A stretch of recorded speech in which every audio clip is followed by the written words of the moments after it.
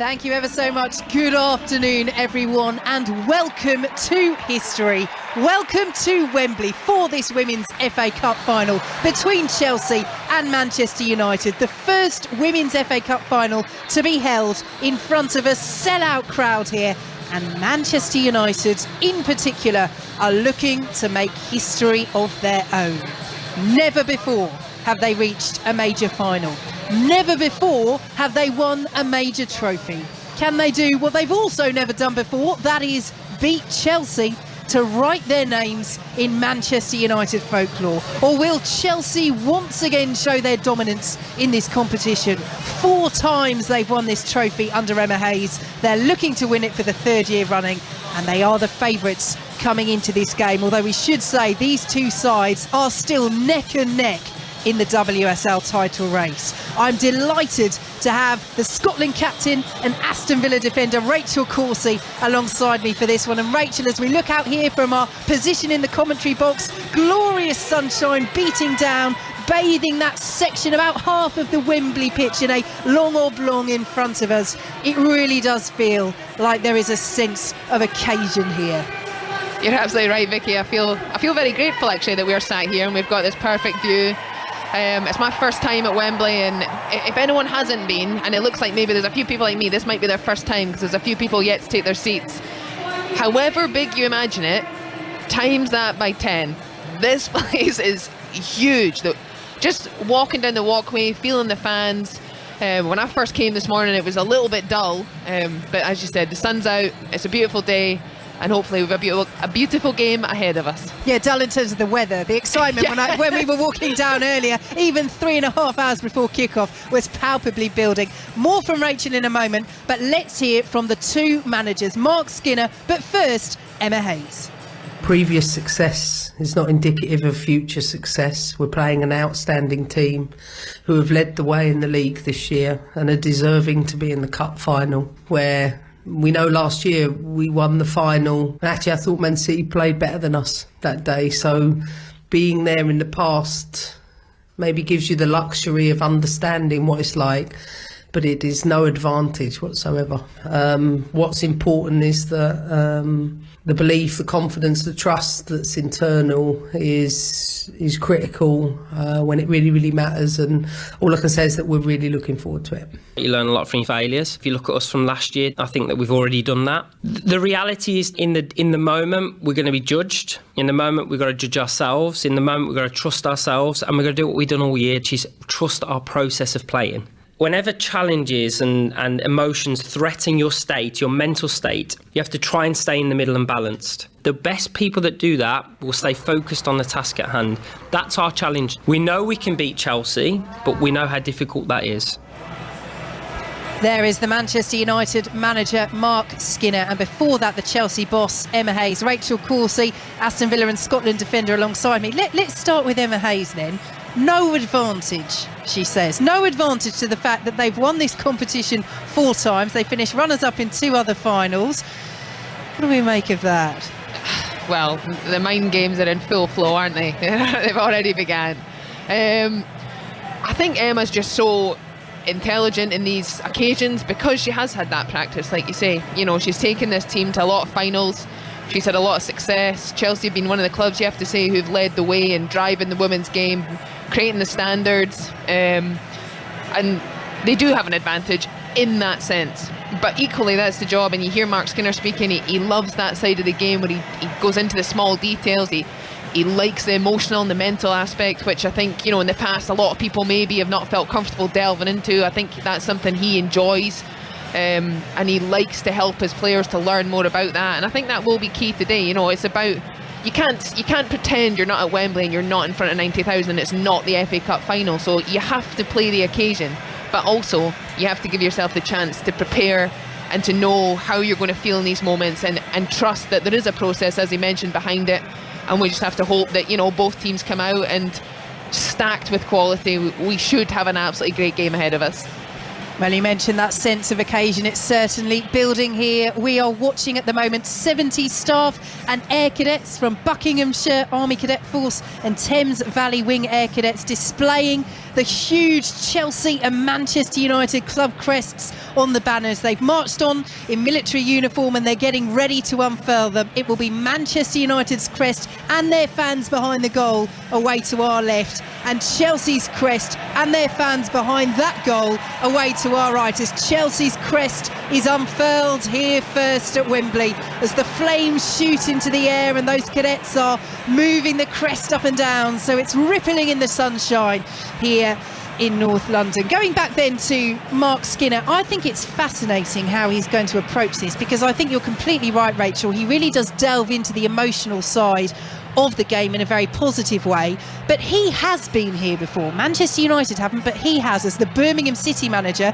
back in 2017. They lost the FA Cup final to Manchester City, and speaking ahead of this match as the Manchester United crest is unfurled to cheers and flags waving away to our left hand side. A few boos as well around us. We like that competitiveness. This is football after all. These are fans that are desperate to see their teams win. This is no nicey anymore in the women's game.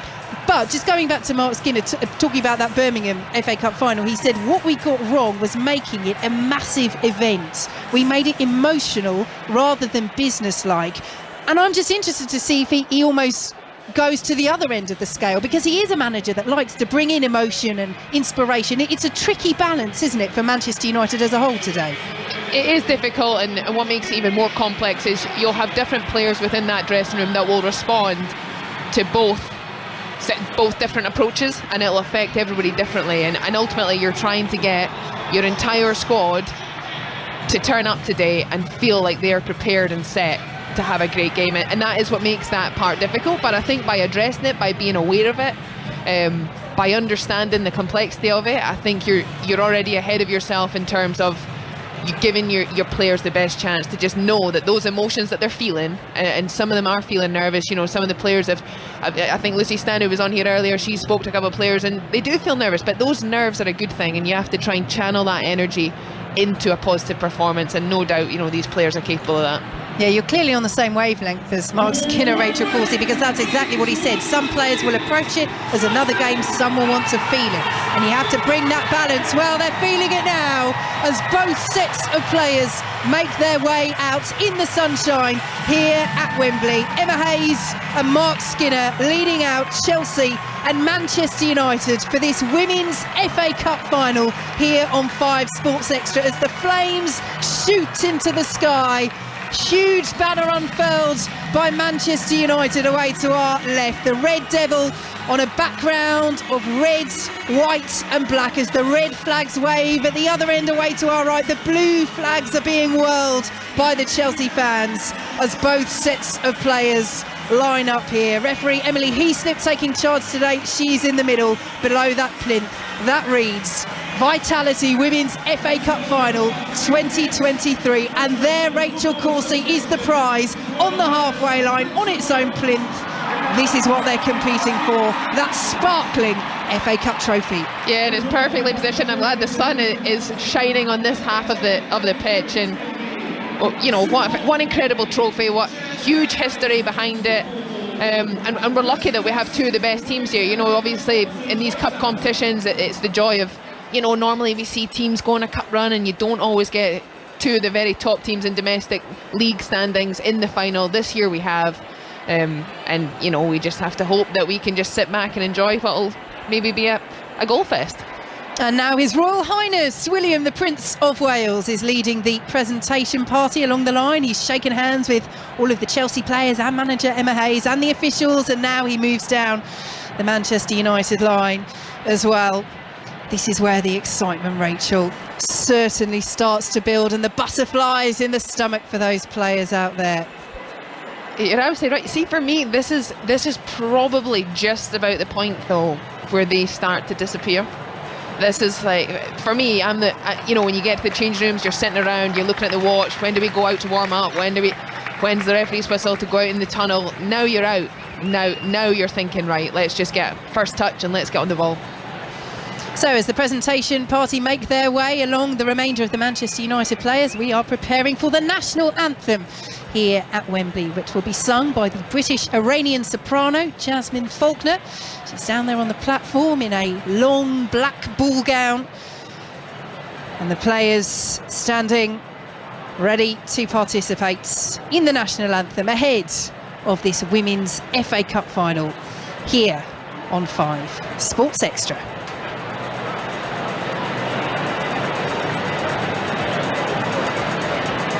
Please be upstanding and joining for the national anthem, performed this afternoon by Jasmine Faulkner.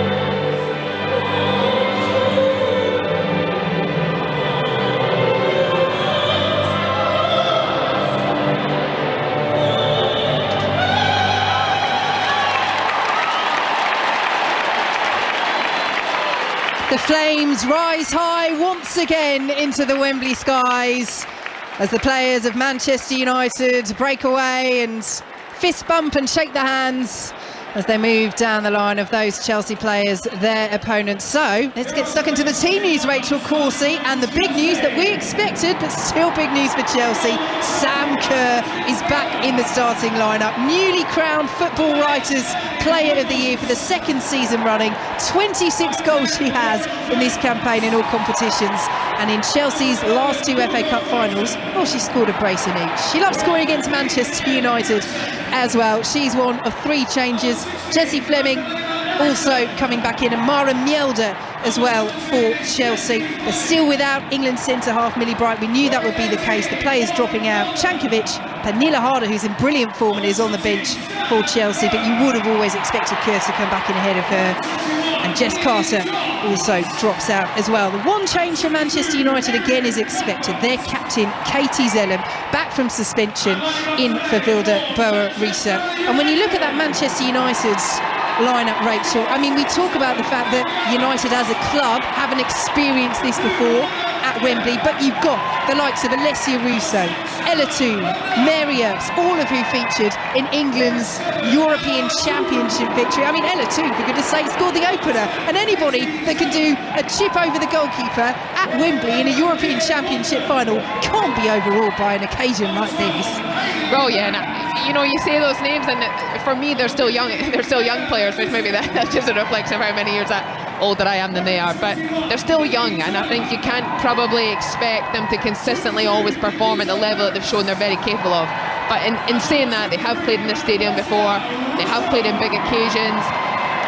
They look as though they're players who enjoy that sort of hype and enjoy in the big moments, and that's what they're going to need today. You know, we're looking at probably those players to be the ones that can try and create openings, try and carve open the Chelsea defence, which is difficult to do. And the one player you didn't mention, who I think is someone who often doesn't get much of the plaudits because of her position, but Ona Baje, I think, is someone who's consistently been outstanding for United. She's, physically she's very, very good, but just her intelligence, understanding of the game, make her someone who, for me, has been their standout player this season. The 2 captains in the centre circle exchanging pennants and handshakes. Katie Zellem there for Manchester United, Magdalena Eriksson there for Chelsea, 3-time FA Cup winner. We talk about Sam Kerr, what a threat she'll be, and Lauren James as well. I mean, she was at Manchester United for 3 years. She helped them win promotion to the WSL. She's now with Chelsea, and she's trusted in a huge occasion by Emma Hayes, and that's not necessarily always been the case this season. She hasn't started all of the big games. I'm thinking of the Champions League in particular, but she does get the nod today against Manchester United. Yeah, she's a fantastic player, and I think Chelsea probably for her feels the right club for her to be at. I think we're seeing a different player, and of course she's matured, you know, she's another year older, You can see her growing into the game and growing into herself. She's so good to watch. You know, the ball at her feet, it looks effortless, but you know, she's incredibly talented. And I think the more and more we see these big occasions, the more and more I expect she will feature, because her ability is absolutely exceptional.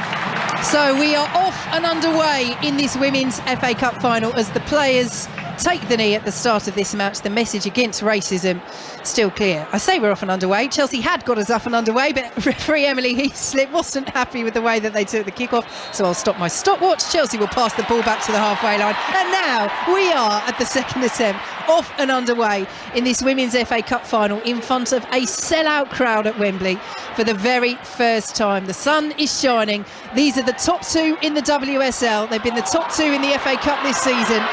We're set for a cracking final. Early ball by Ella into the area. Golden! What a start for Manchester United inside the opening 25 seconds. But are we to see the celebrations cut short? The flag was up very quickly for offside. Now, we do have VAR in this Women's FA Cup final for the very first time as well. On the pitch, the goal has been ruled out. Emily Heaslip says, yes, VAR have checked it. My word, Rachel Corsie, inside the opening minute. What a start that would have been for Manchester United. It has been ruled out. Chelsea played the ball upfield over the halfway line, but warning signs already, and it's a player that's been in such good form for Manchester United, and Leah Galton, and they're coming forward again. Russo sends it out to the left-hand side. Two will pursue this. What a start this is from Mark Skinner's side as Perisset, under pressure, clears away. Will be picked up by the former Manchester United player Lauren James, who goes down, wins the free kick, and Chelsea can breathe. Wow. Absolutely electric start. You know, Chelsea took kick-off and they chose to play, and they almost got caught. They sent bodies forward but then went short, and you know, United were on it. I think it's a great run from Russo, and combining with, you know, our close friend Toon, they love to link up. I think she did just stray offside. I say that, it looked like that for the naked eye, but we've seen this year with VAR, you can't trust that. So, but it turns out it was just marginally offside, but certainly warning signs. Well, Ella Toon down briefly for Manchester United, bit of a scare for them, but she is back up to her feet, the England player, and Chelsea have this free kick over in the shade on that far side. 0-0, 2 minutes gone in this Women's FA Cup final, but it has been such a bright start from Manchester United, and as Chelsea win a throw over on the halfway line, that's exactly what Mark Skinner would have wanted to see from his side, showing that they are not going to let this occasion overawe them one bit. Yeah, you're absolutely right, and I think the players will just enjoy that. You know, as I mentioned before, they probably were nervous ahead of today, but when your team gets off to a strong start like that, when you get your first touch in the ball, you're getting shots off, you're getting the ball inside the opposition box, that's what kind of lifts you, and you kind of let go of that fear that possibly was just holding on to you a little bit, and you just let yourself play, and that's only going to bring out the best in these players. Chelsea, conversely, looking as though their priority in these opening minutes is just to settle, just to enjoy a bit of possession, and that's what they're doing now. They have the ball inside their own penalty area, so we can take you through the lineups. Berger in goal for Chelsea, the back four of Perisset, Mjelde, Eriksson the captain, and Charles. Ahead of them it's Leipold and Cuthbert, with James, Fleming and Wrighton supporting Sam Kerr up front, as Chelsea still inside their own half, play the ball out to the right hand side, and Lauren James, and all the way back with Anke Trimberger once more, all in bright green this afternoon, plays it out in the sunshine to Magdalena Eriksson. Over the top, looking for the run of Sam Kerr, the pink boots flashing down that left hand side, and she'll get there first. Letizier's over to try and hold her up, but Kerr plays the ball into the area. It's well blocked away, and the flag is up eventually in the end for offside, so Manchester United have a free kick. I mean, they could have just kept playing there. They were in possession with Batje, but that positioning will be so important. We've seen it very positively from Batje and Maya Letizier this season for Manchester United, who prepare to take this free kick outside their own penalty area with their goalkeeper Mary Earps, the England and Manchester United #1. She's in goal. The back four of Batje, Letizier, Turner and Hannah Blundell, formerly of Chelsea.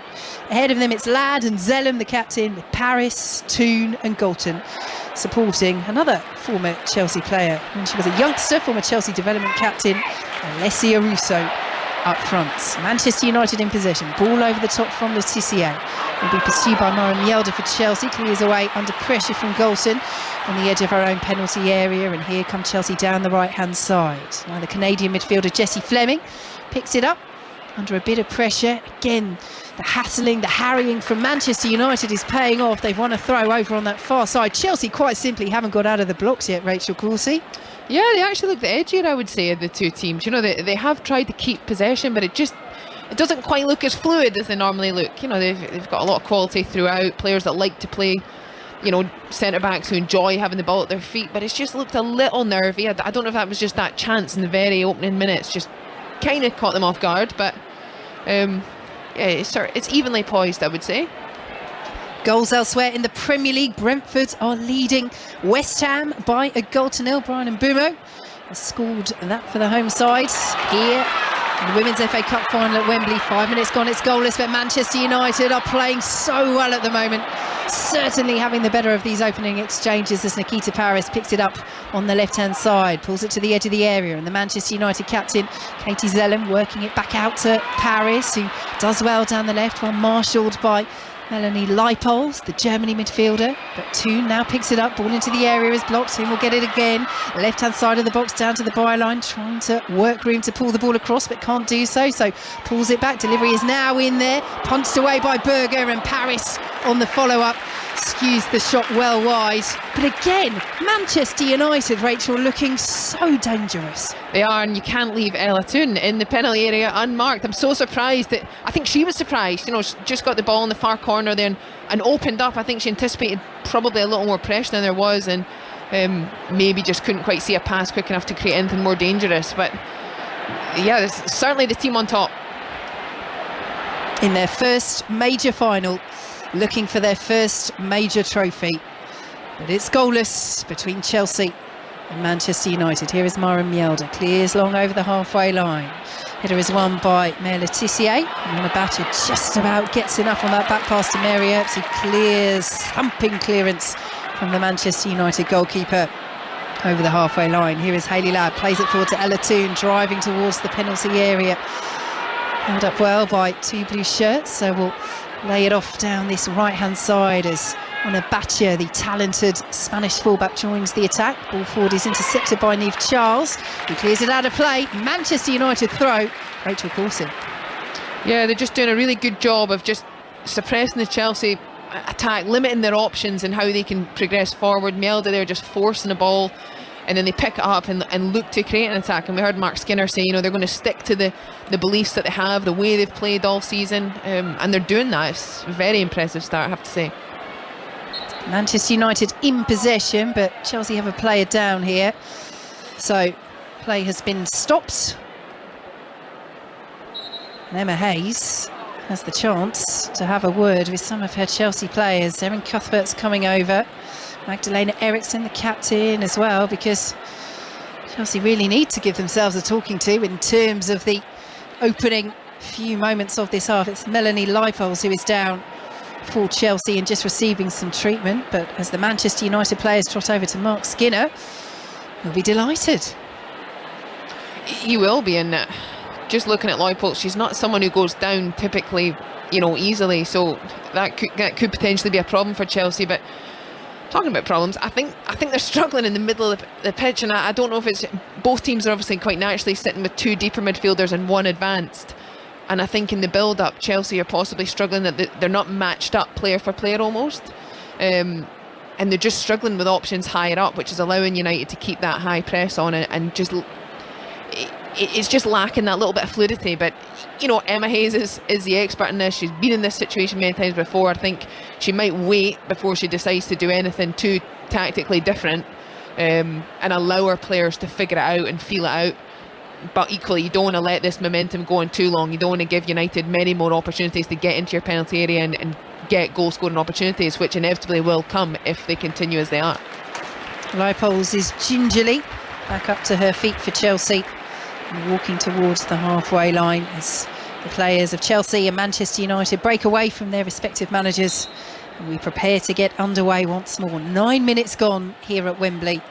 Goalless between Chelsea and Manchester United in the Women's FA Cup final as Melanie Leipold enters the field of play once more. Here are Manchester United in possession with Hayley Lads, all the way back now with Millie Turner. Fizzes that ball back to Mary Earps, who's closed down by Sam Kerr. Earps whips the clearance out to the right-hand side. Beautiful control by Honor Batcher. Killed that dead and lays it off to the Manchester United captain, Katie Zellum. One of several Manchester United players for whom this will be such a special moment, given their association with the club. She came through their academy. Katie Zellum was with them since she was 8 years old, had to leave at age 17 because at the time Manchester United didn't have a women's senior side, but she rejoined and they reformed in 2018. She's wearing the armbands here at Wembley, a childhood Manchester United fan, and as the ball goes out of play for a Chelsea throw deep in their own territory, that's always what players like Ella Toone and Katie Zellum wanted, wasn't it, Rachel? That the club that they started with, the club that they love, gave them a pathway, gave them a progression to put on that shirt. Ella Toone had to go to Manchester City to do that, but now she's back in the reds of Manchester in this FA Cup final, looking to make history as the flag stays down for now. Lauren James knew she was offside. Now she's got involved there, even though she's not touched the ball. Guro Wrighton's now picked it up.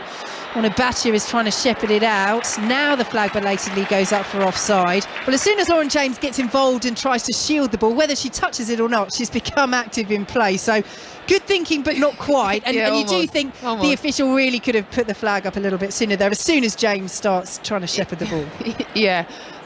That was a funny one. You know, she identified she probably was offside. She sort of signalled for Guro to come down the line, chase it down, and then realised she wasn't going to get there, and then decided to, as you say, just use her body to shield it. And unfortunately, that still means you're interfering. But yeah. So, goal kick to Manchester United. Mary Earps preparing to take it. Over the halfway line she goes as Mark Skinner and Emma Hayes both stand right on the edge of their own technical area. Cleared away by Jessie Fleming for Chelsea and picked up by Maya Letitia. It was interesting, speaking ahead of this game as we were, about Mark Skinner saying that they made too much of an occasion of it when they came here with Birmingham in 2017. Just noticing the difference in his FA Cup final attire. You know, it essentially, from what we can see here, is the Manchester United club tracksuit. And I remember when he turned up in 2017, it was a three-piece suit. He had a lapel flower, and we're not just talking about fashion here. There is a reason why he's done that. You know, it's a clear change in terms of, look, we're here to try and do a business-like job and make a piece of history for Manchester United. We're not grateful to be here. I think that's the message that is sent out as Manchester United bring it down the left-hand side. Interception by Lauren James, and it's a Manchester United throw. Yeah, is he not in a suit? I think he is in a suit. Oh, you're correct. I'm seeing another member of the technical staff. Good spot, yeah, Rachel Corsi. Certainly, you are correct. A more casual suit. It's a more casual suit. Less smart than he was before. Yes, I saw the Manchester United member of technical staff out there, and I thought, yeah, it's almost like he's changed quickly, because as he walked out, he was he did look smarter. But there is a change, isn't there, in terms of the way that he's approaching this mentally as much as anything else, as Chelsea have the ball on the halfway line. Yes, here he comes. He is suited and booted out to the edge of his technical area. Hand in the air, appealing for that decision, but it goes the way of Chelsea throw on the halfway line, and Niamh Charles walks over to collect the ball. They have just settled, Chelsea, haven't they? They have. It was a nervier start, but I think Chelsea are one of these teams, and having played them many times before, you always know, even when you feel like you're on top, they just have that presence about them that they only need a half chance, they only need a counter-attack. So you sort of know that even when in those moments like Manchester United have had a good spell, you can never take your foot off the gas in any capacity of the game. Here are Manchester United in possession. Katie Zellum pulls it back to Millie Turner. Will send it out to the left-hand side, and the former Chelsea player, Hannah Blundell, well intercepted at the back by Chelsea, and they'll bring it forward. Jessie Fleming picks it up just inside the Manchester United half. Lay off by Sam Kerr. Played back by Erin Cuthbert, but she's lost it, and here goes Leah Galton for Manchester United. She's got Russo and Toone ahead of her. Russo leaves it for Toone into the penalty area. Ella Toone for Manchester United. Angle is closed off, so little drag back to Nikita Parris. Still inside the box. Parris whips it in. Berger's right behind it. Yeah, great effort there from Nikita Parris in the end. I think it was good defending from Eriksson. She sort of cut the angle off. At one point it looked like if Thun could have just slid the ball to Russo, she would have been in, but it was really, really good defending, great positioning. The pass wasn't on, she turned back, and by then it enabled Chelsea players to get behind the ball. Ball over the top for Jessie Fleming to chase. Millie Turner, Manchester United centre half, is there and plays the ball back to Mary Earps. Lays it off to Maya Letitia. She's had a very impressive season for Manchester United. Her first campaign with them after joining from Brighton last summer, still just 21 years of age, and very much hoping to be on the plane to Australia with England for the World Cup this summer. Manchester United throw just inside the Chelsea half, 0-0. Yeah, just on Maya Letitia, I think she's a fantastic young talent. She's playing at a top club now, and that's only going to help her development as well. But she's someone who I just think such a smart brain for somebody so young, and that's such an important part of the game, playing at centre back. I know that Serena Wegman has looked at her as potential cover at right back as well, which she's shown she can play there too. And again, for someone so young to be able to be adaptable and playing multiple positions at international level is such an asset, and I would expect her to go away with England this year as long as she's in fit condition. Chelsea in possession midway through their own half. Goals flying in the Premier League. 2 quick-fire ones at Goodison Park for Manchester City. Gundogan and Haaland have scored.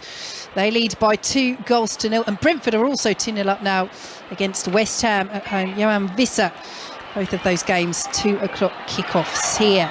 16 minutes gone in the Women's FA Cup final as Nikita Paris won't keep that in for Manchester United, and it's a throw to Chelsea midway through their own half, as we see a member of Chelsea's coaching staff come out and place some water bottles on the edge of the technical area. We're quite cool up here in our commentary box, Rachel Coulsey, but it is boiling down pitch side. The sun has gone in now, the clouds are budding over Wembley Stadium, but certainly much warmer down there than it is here, and the players will feel it, particularly when the sunshine dips in and out of those clouds as Chelsea come down the right hand side. Excellent work by Hannah Blundell to try and prevent Lauren James making headway, but James has done even better, goes down right on the edge of the penalty area. Free kick, it was just outside the box. Earps have made the save from the ball that came in, but Chelsea with a set piece in a very, very good position.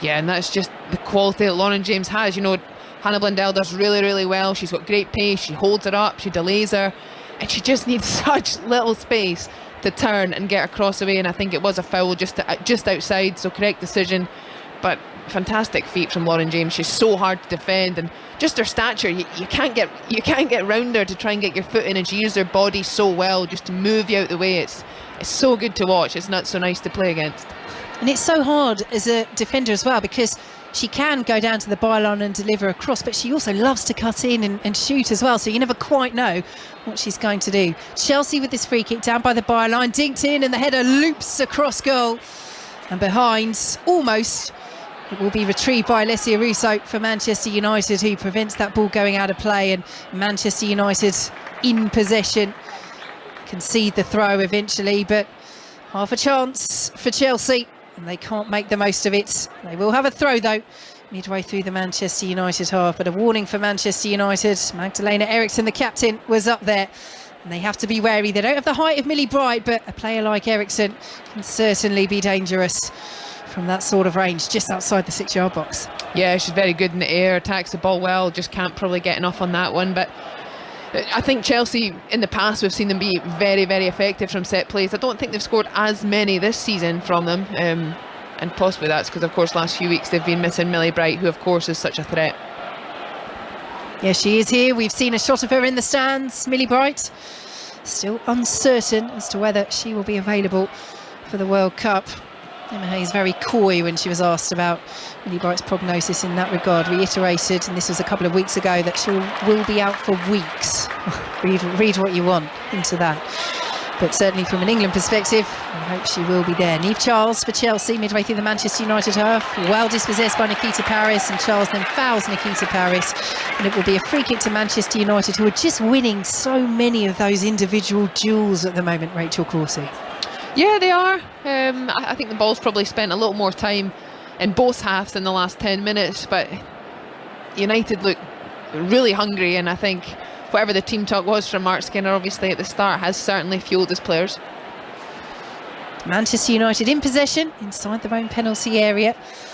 The pace of the game has slowed somewhat after that frenetic first 5 minutes or so from Manchester United. Leah Galton having a goal ruled out for offside in the opening 25 seconds of this Women's FA Cup final as Nikita Paris is flagged offside, and it will be a free kick to Chelsea midway inside their own half. Chelsea, who are just 1 point behind Manchester United in the WSL, with a game in hand as well.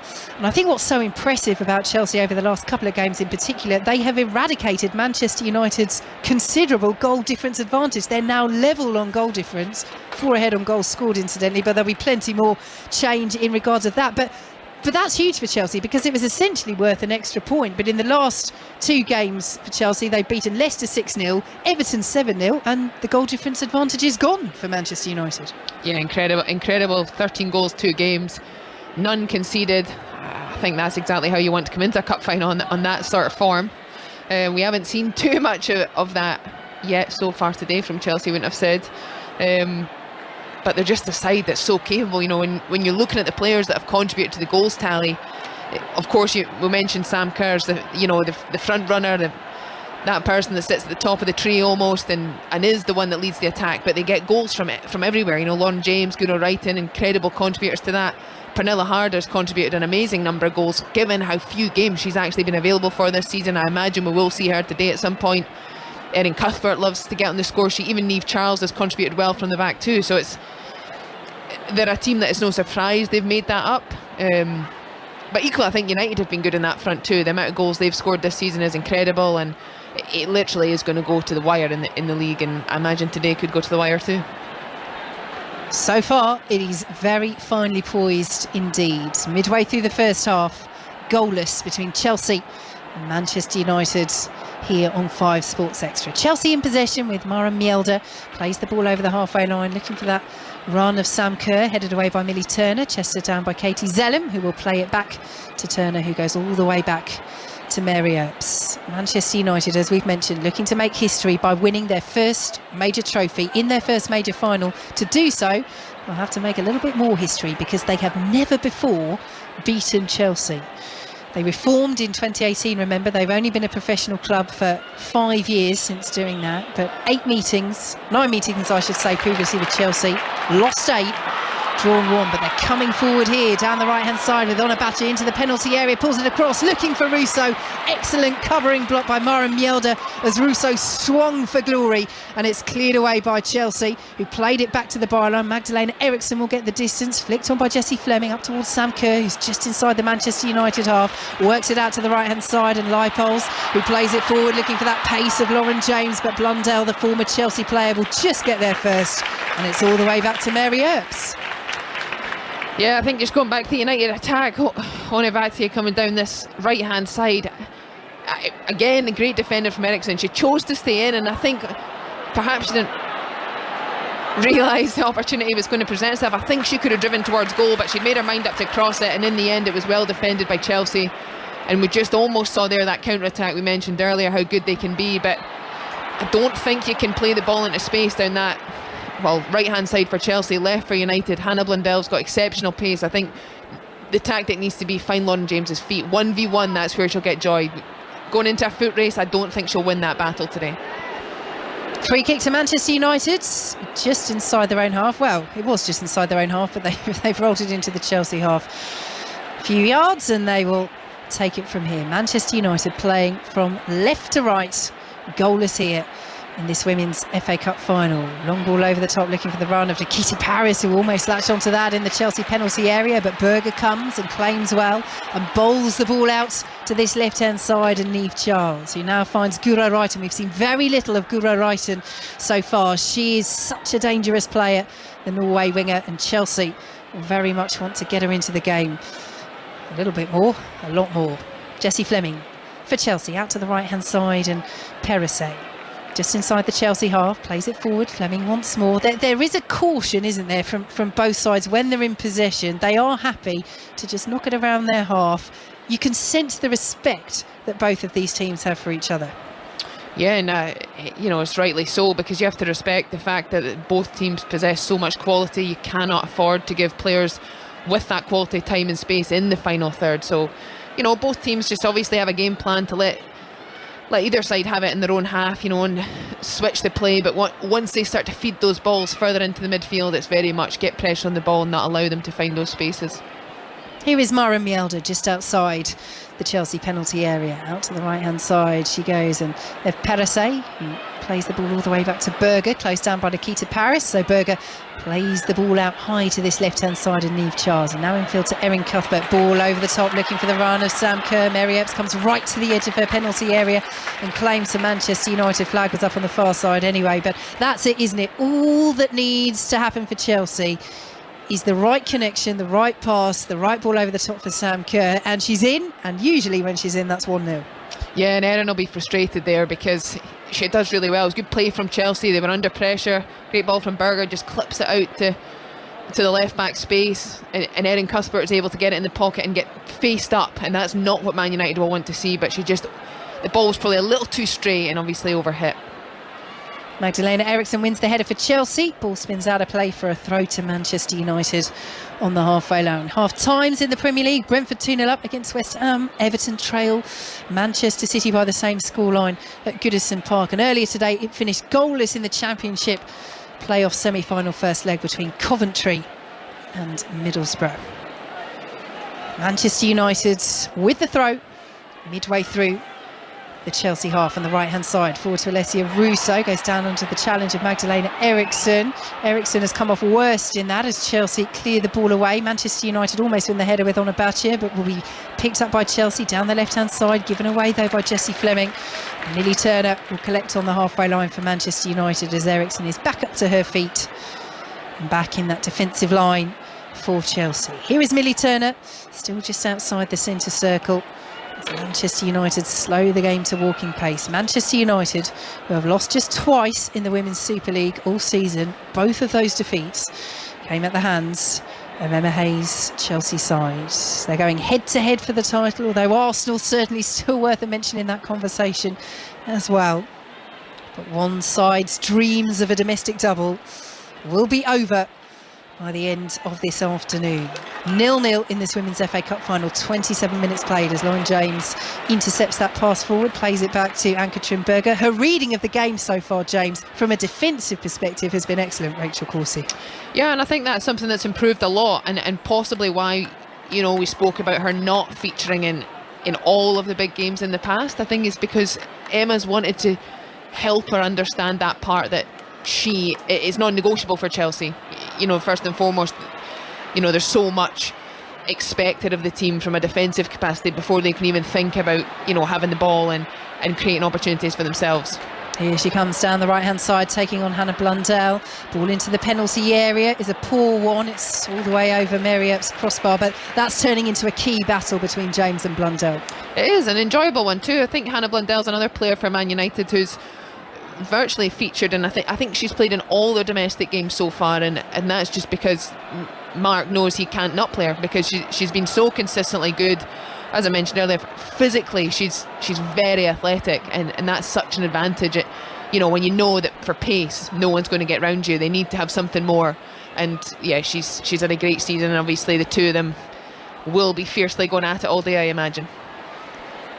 Yes, they both went in opposite directions in 2021 as Mary Epps takes that goal kick over the halfway line. And James went to Chelsea, Hannah Blundell to Manchester United, but a two-time FA Cup winner with Chelsea. Blundell, 165 appearances in her 11 years with them. She's on the ball now, out to the left-hand side she goes, and Leah Galton Toons on the move, but well closed down is Galton by Perese, and the ball is out of play for a throw to Manchester United. Now, this might be a record, first or earliest Mexican wave at a major final here at Wembley. I'm not sure what that says about the excitement that we're seeing on the pitch at the moment, because is it fair to say it's very 0-0? Other than that early 5 minutes from Manchester United. Yeah, there weren't too many takers in that, mate. Oh, they're trying again. They're going for it a second time round. Yeah, it's just both teams have just almost matched each other, and sometimes what happens there is that the game kind of becomes a little bit dull for a spell. But as I said, you know, when this happens, I think Chelsea enjoy these moments. They love to play in the counter, and we've just noticed Sam Kerr throwing her hands up in the air. I think she's getting a little bit frustrated. Here comes Nikita Parris from Manchester United, stopped midway through the Chelsea half. Out to the right-hand side she goes and finds Ona Batia. Forward now to Ella Tu. Back to Batia now. Right-hand side again as the Mexican wave makes its way along in front of us. Yeah, they did keep it going. It was worth a second attempt. Nikita Parris, ball into the penalty area just ahead of Ella Toon. And Chelsea will clear away. Cuthbert can't keep hold of it though. Zellem loses out. All very scrappy. Wrighton gives it away. Zellem under pressure goes down. Manchester United still in possession. And referee Emily Heaslip happy to let that go. And the ball is all the way back inside the Manchester United half with Maya Le Tissier. Sam Kerr is pointing towards Le Tissier. If you're Sam Kerr, what do you want to see happen as Nikita Parris won't keep that ball in on the far side and it's out for a Chelsea goal kick? Yeah, she's getting frustrated. I've watched her for the last 5 or so minutes, and both Le Tissier and Turner are just getting right up against her, sort of holding on to her, just irritating her and trying their best to just distract her from probably focusing on her performance, making those runs. They've blocked her off a few times, and you can see her kind of gesturing to the referee, and you know, that's just a tactic that naturally sometimes as centre back you choose to do, to just try and take players away from their A game. But also she's the type of player that she won't stop making the run, and she's going to keep being on the shoulder, and you just see now she'll peel away, just sloppy in the end from Chelsea, but she's just looking all the time to be off the shoulder, off the shoulder, off the shoulder, and eventually she knows that one of the balls will be one she can get on the end of. Free kick to Manchester United, just inside the Chelsea half. The Aston Villa defender and Scotland captain Rachel Corsie here with us on 5 Sports Extra. And that is one of the things that the advantage of having VAR here, because it's something that Emma Hayes, the Chelsea manager, has highlighted with Kerr's movement in the past. Of course, Hayes is going to back her player, but just saying that Kerr's movement is so intelligent that often it deceives officials, whereas with VAR you can have another look, you can see if she is onside, and if she gets the movement spot on, then any goals should stand, as Manchester United are just working out what they're doing with this set piece. Eventually they do send the height forward from the back, so Maya Le Tissier and Millie Turner are up. Alessia Russo, of course, such a threat in the air as well, as their set piece specialist. Katie Zellem, the captain, stands over this, swings the ball into the area. Miscue by Chelsea, will fall to Turner. Great save by Ann-Katrin Berger, and cleared away by Erin Cuthbert. Oh, they were so close there, Manchester United, to taking the lead, as Chelsea eventually worked the ball out off a Manchester United player on a Batia, and for a Chelsea throw, let off for Chelsea, who did not defend that corner, that set piece, well at all. No, they didn't. It's Millie Turner, and she should score. She's just not quite connected with it. I wonder if it actually might have been called back for offside, possibly. Turner herself, possibly Turner went too early, but yeah, it just falls to her, and she just can't quite, she just comes off the end of her toes. Great save by Berger in the end, great hand, you know, it took a deflection, she was sort of going the wrong way, does really, really well to eventually push it clear. Yeah, it is an outstanding stop by the Chelsea goalkeeper, had to readjust her body as the ball bobbled up, and she might have hurt herself in doing so. She's down at the moment, as is Magdalena Eriksson. Eriksson down for the second time in the match, so again both sets of players taking the opportunity to come over and take on some fluids. As Emma Hayes has her Chelsea players in a huddle. Chelsea in their traditional home kit, the royal blue shirts and shorts with the white socks. Manchester United in their home kit as well, the red shirts, the black shorts and the black socks. Mark Skinner has them all in a huddle. Mary Earps, though, has stayed in her penalty area, turns and just watches those Manchester United fans who are grouped away behind the goal to our left. There was a bit of controversy in terms of the ticketing for the FA Cup final. There were relatively small allocations saved for Chelsea and Manchester United, around 8,000 for each. 65,000 were sold very quickly for the neutral areas. But again, it is just a development of the women's game, isn't it? That actually it's not just about, well, let's open it up and so everybody who wants to come can. It's, well, actually, there are now teams getting there and fan bases getting there that would take more than that allocation and perhaps need to have more reserved for them. Yeah, I think there's a little bit of an oversight on whoever's responsibility that falls on. Of course, you know, we want this stadium to be full, so the fact we probably have sold a record number of tickets is fantastic. But as you say, you've got two massive clubs with a huge following, and it's possibly a shame that we don't have a split that makes the stadium sort of reflect the fact you could have more of a red section and a blue section that I think would add to the spectacle of it. And I'm sure that both clubs wish there was more of their own fans able to attend the match without having had so many tickets sold already. So Ann-Katrin Berger and Magdalena Eriksson both up for now as Chelsea win a free kick. They've tried this a couple of times, trying to take it very quickly, but by take it very quickly I mean just boot it into the nearest Manchester United player and say, oh, hang on a minute, we wanted to take it. But it seems to be more one of those where you're trying to get your opponents into a bit of trouble. So the referee, Emily Heaslip, not being drawn by that, and Magdalena Eriksson sprays the ball out to the right hand side. We should say in those neutral areas there are plenty of Manchester United and Chelsea fans in other sections of the stadium. I'm sure many of them have bought tickets, but it's one to consider going forward, and again just shows the progression in the women's game that we need to be having these conversations and perhaps just rethinking logistically what we do in that regard. As Lauren James picks it up on the right hand side for Chelsea. 10 minutes to play until half time, goalless in this women's FA Cup final here on 5 Sports Extra. Out to the left hand side, Chelsea come with Niamh Charles. So Manchester United have had a goal ruled out for offside. Ann-Katrin Berger's made a very good save from Turner's deflected effort. At the other end, Mary Earps has right and stretching weight controlled that for Chelsea, and it will be allowed to roll out of play for a Manchester United throw by Laetitia.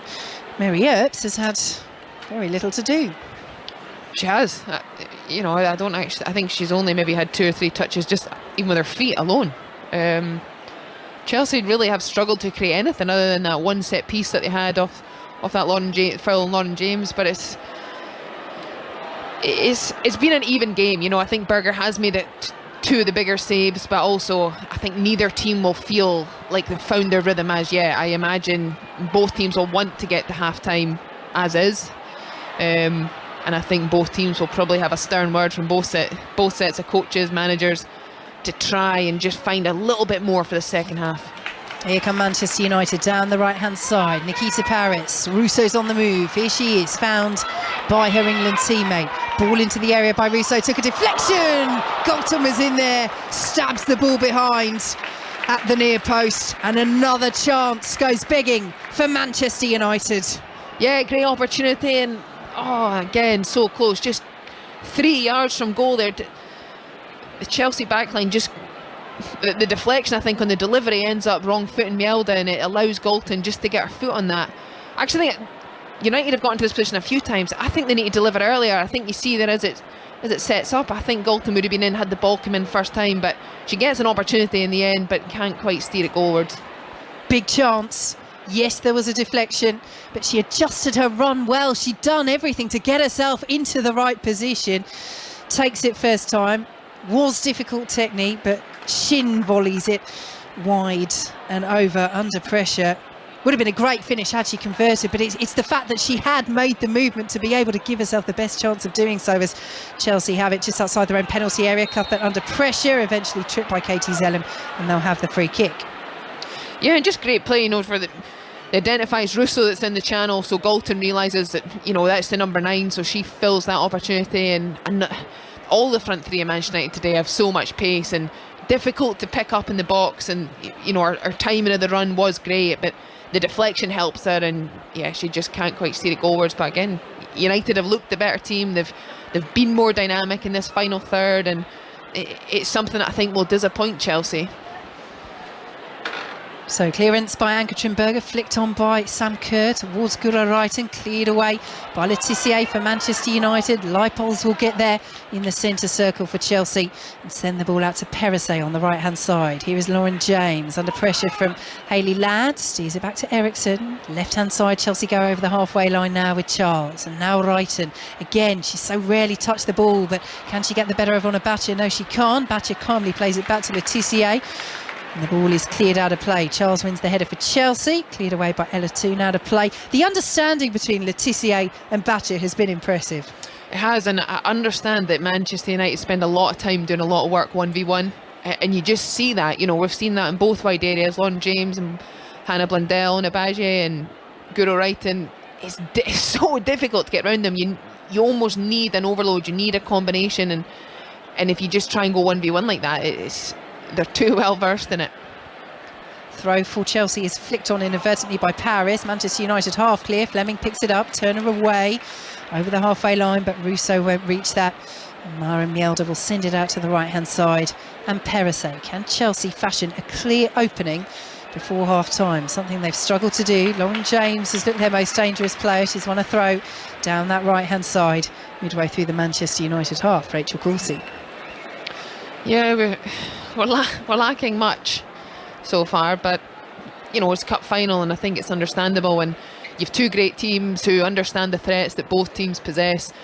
First and foremost, I think neither one, you don't want to get to half time and be out the game, and I think both teams will know that, give themselves a chance to go into the second period knowing that they can probably play with a little more freedom, and knowing that it might just take one opportunity to win them this fixture ultimately, and that was the case the last time round quite recently.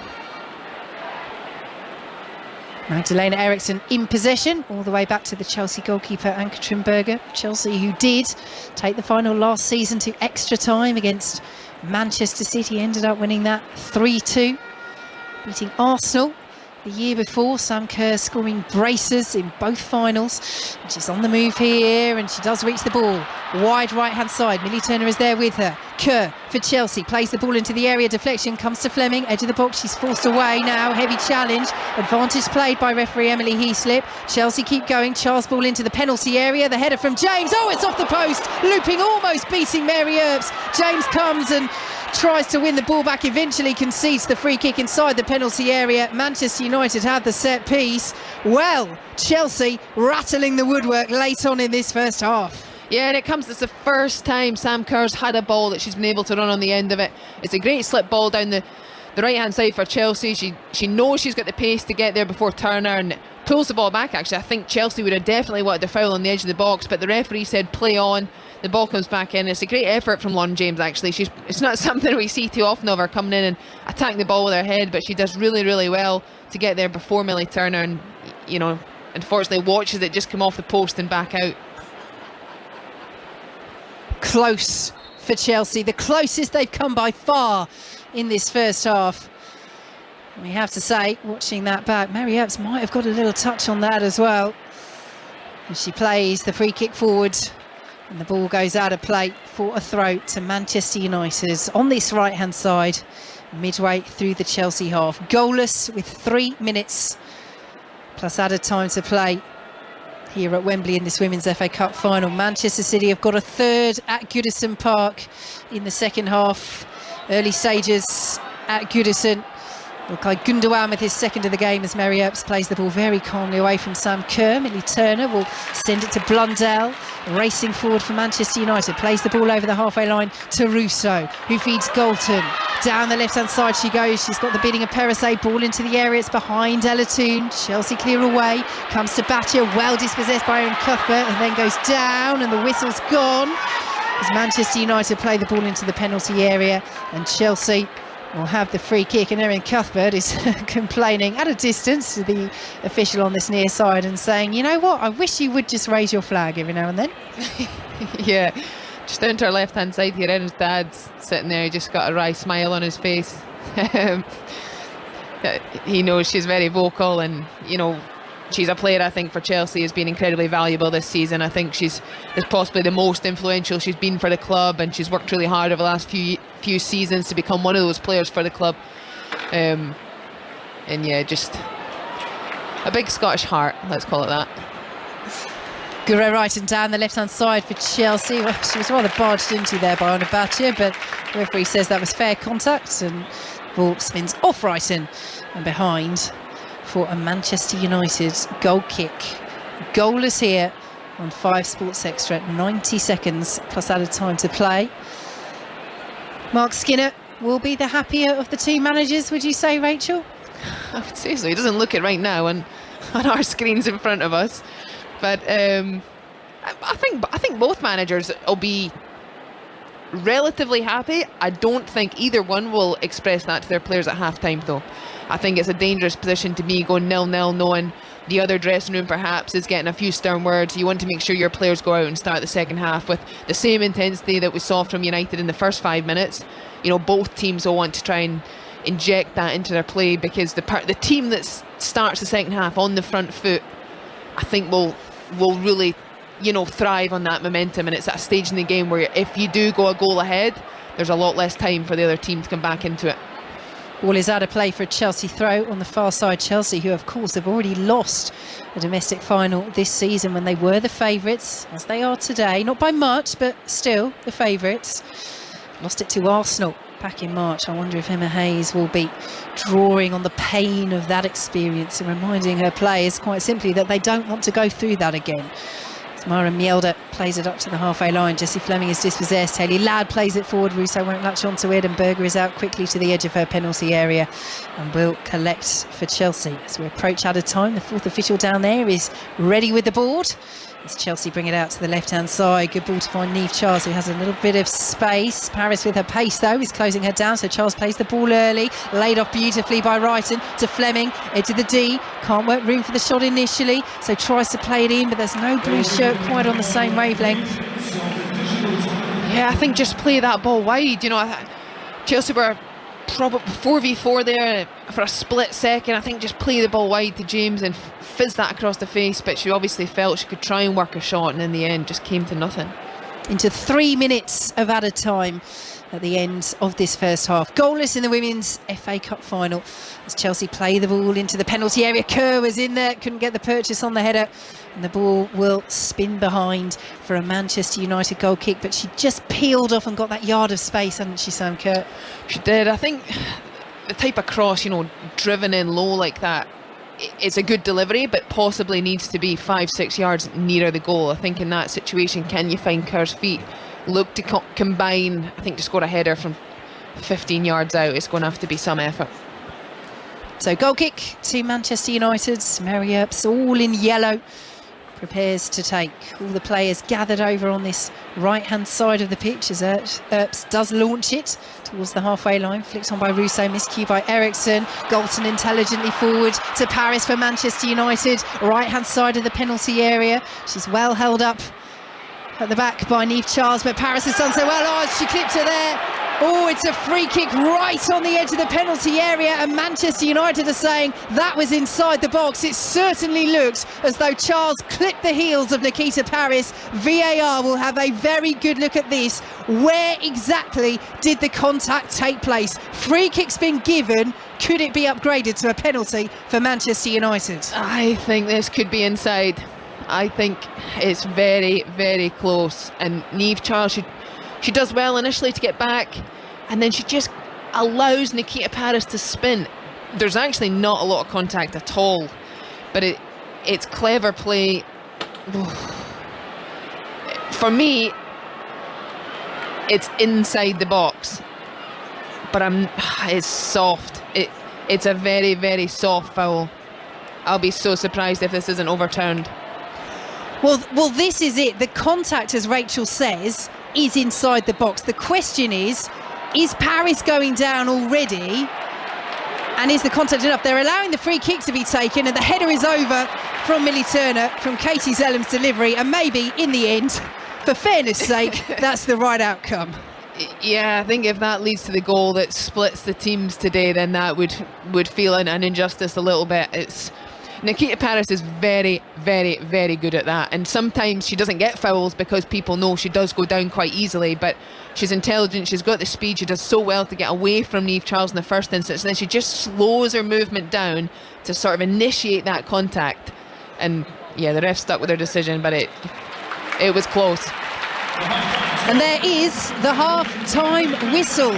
A very tight Women's FA Cup final here on 5 Sports Extra. It was a very bright start from Manchester United. They had a goal ruled out for offside from Leah Galton inside the opening 25 seconds. At the other end, just before half-time, Chelsea saw Lauren James hit the post with a header, but chances, in truth, have been few and far between. And that is why, Rachel Coursey, we are level and goalless at the break. We are. It's been a good half. It's been competitively fought, and I think that's what we expected, wasn't it? In terms of what both sides need to do in the second half as they head to their dressing rooms, what do you think the message will be from both managers to their players? I think for Manchester United it'll be more of the same. I feel we've seen more of their typical style. I feel they've been more effective in possession, and they have really limited Chelsea to opportunities. We know Sam Kerr has the threat down the outside, which we've started to see as that half came to a close. But on the whole, Manchester United, I felt their style of play has been more visible throughout that first period. I think for Chelsea, I expect Emma Hayes will make a change relatively soon.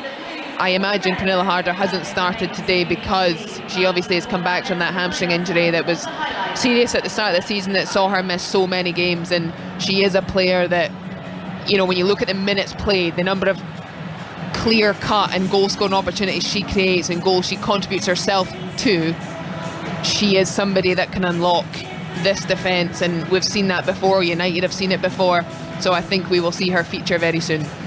And just going back, because we didn't have too much time before the half-time whistle went, to that penalty shout for Nikita Paris. It's an interesting one for VAR, because if they look at it and they decide, okay, it's not a penalty, and just allow the referee to go with her original decision. But if you think there's enough contact there for a foul, then the contact is definitely inside the penalty area. Or whether they've looked at it and said, look, penalties are one thing we can get involved in, but we don't think it's a penalty, so we'll just let the original free kick stand because we're not going to overturn a free kick for being incorrect. Yeah, potentially that is what they've decided. It's without slowing it down so slowly. There is contact with the back leg of Nikita Paris that is outside. So whether they've deemed that part as the actual foul, again, I don't know. I honestly have my opinion of VAR is it means more correct decisions are given, and so for that I think it's a great thing. But in terms of the actual rules of the game, sometimes I think we're all a little confused. The mysteries and the wonders of VAR and football in general. Still the second half to come of this Women's FA Cup final. Manchester United looking to win their first major trophy. Chelsea looking to win the Women's FA Cup for the 5th time, and it would all be under Emma Hayes. So while we await the second half here at Wembley, we can bring you an extract from the latest episode of Jill Scott's Coffee Club. It is back for a second series. Jill and Ben Haynes will be chatting to some of the biggest names in football. Ahead of the series launch on Wednesday the 17th, they've been catching up on Jill's crazy summer last summer, winning the Euros. During the Euros, I had this real panic, Jill. I never knew whether it was okay to text you and wish you good luck or whether that would like jinx it or whether you weren't looking at your phone. Like, how was that whole experience? Was it a bit mental? I do remember you messaging, but you know what I'm pretty good at, which I suppose we might get onto, but like when I'm in a different environment, I just switch off from the outside world and I'm just so focused on what I'm doing.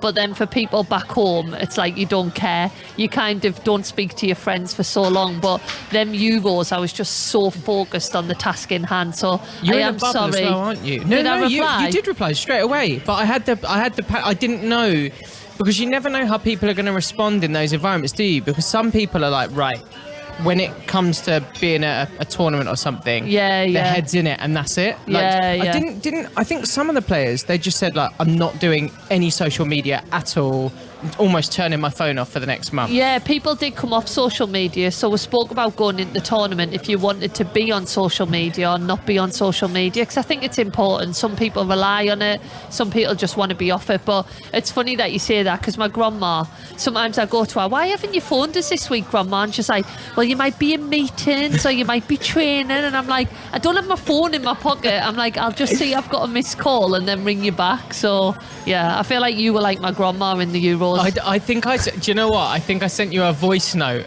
and I actually said, I'm so sorry, I bet I sound like your grandma, because I was doing all I started realising as I was talking, I know some people absolutely hate voice notes, but I thought it'd be a little bit easier for you if you were busy.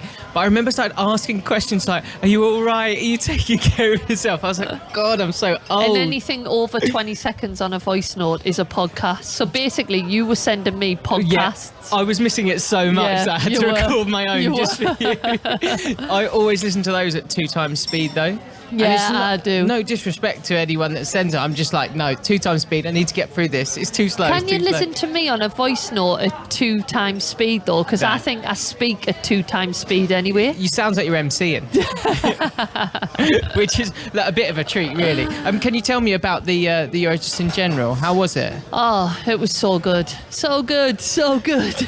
Yeah, obviously the best day of my life, that final. I think even if I go on to have children, it'll still be the best day of my life. But yeah, an incredible experience with an incredible bunch of people. And I think them bonds that you make after something like that, like I see the girls now and I'm just like, it's just a special bond. It really is. So yeah, and it's something that you've got that for the rest of your life, haven't you? Hopefully I won't lose a gold medal, but I've got that for the rest of my life, and yeah, it's such a proud moment. That's so interesting you say that. I had never thought about it like that before, but since you've won, every time I've seen you with other people from the squad, there's like a different way that you kind of greet each other. Yeah. Do you know what I mean? I know that sounds a bit Yeah. odd, but you kind of almost have this quite telepathic thing, and that you've shared an experience that's big. You just care so much. Like, it's even now that I've retired, like I was speaking to Kira the other day, just through text message, and I was like, I kind of like, you still care. I'm thinking, are you tired? Like, you've had a busy week this week, like, do you need a rest? And you're still kind of checking in, because even though you leave a squad, you can't stop caring because of all them moments that you've shared. So yeah, it's a special bond, and obviously one that's going to last forever with a lot of my teammates as well. I must say that over the years, the most special thing to come out of this fantastic journey is the fact that I can just sit, ring someone up and go, do you fancy a coffee, fancy a chat? And I just walk out the coffee shop, not just because of the caffeine, but just with an extra bounce in my step, because I'm like, it's been so nice to catch up. Tell me what happened the day after the Euros. So there's a story that goes round about Lotta sending a text on the group. You know what? I spoke about this recently. I said there was a text message the day after the Euros. I hadn't even been to sleep. Obviously drank a lot of alcohol, which I can say now I've retired. And yeah, there was a text like, what's our legacy going to be? And I was looking at it, all the words were blurred together. I was still drunk. And apparently we went to Trafalgar Square. I do remember that bit. But Sue Campbell was on the bus, someone said the other day, and we were talking about our legacy. And I cannot for the life of me remember Sue Campbell being on that bus. I cannot remember it. And I'm just like, was she really there? He is having us on. But yeah, apparently Sue was there.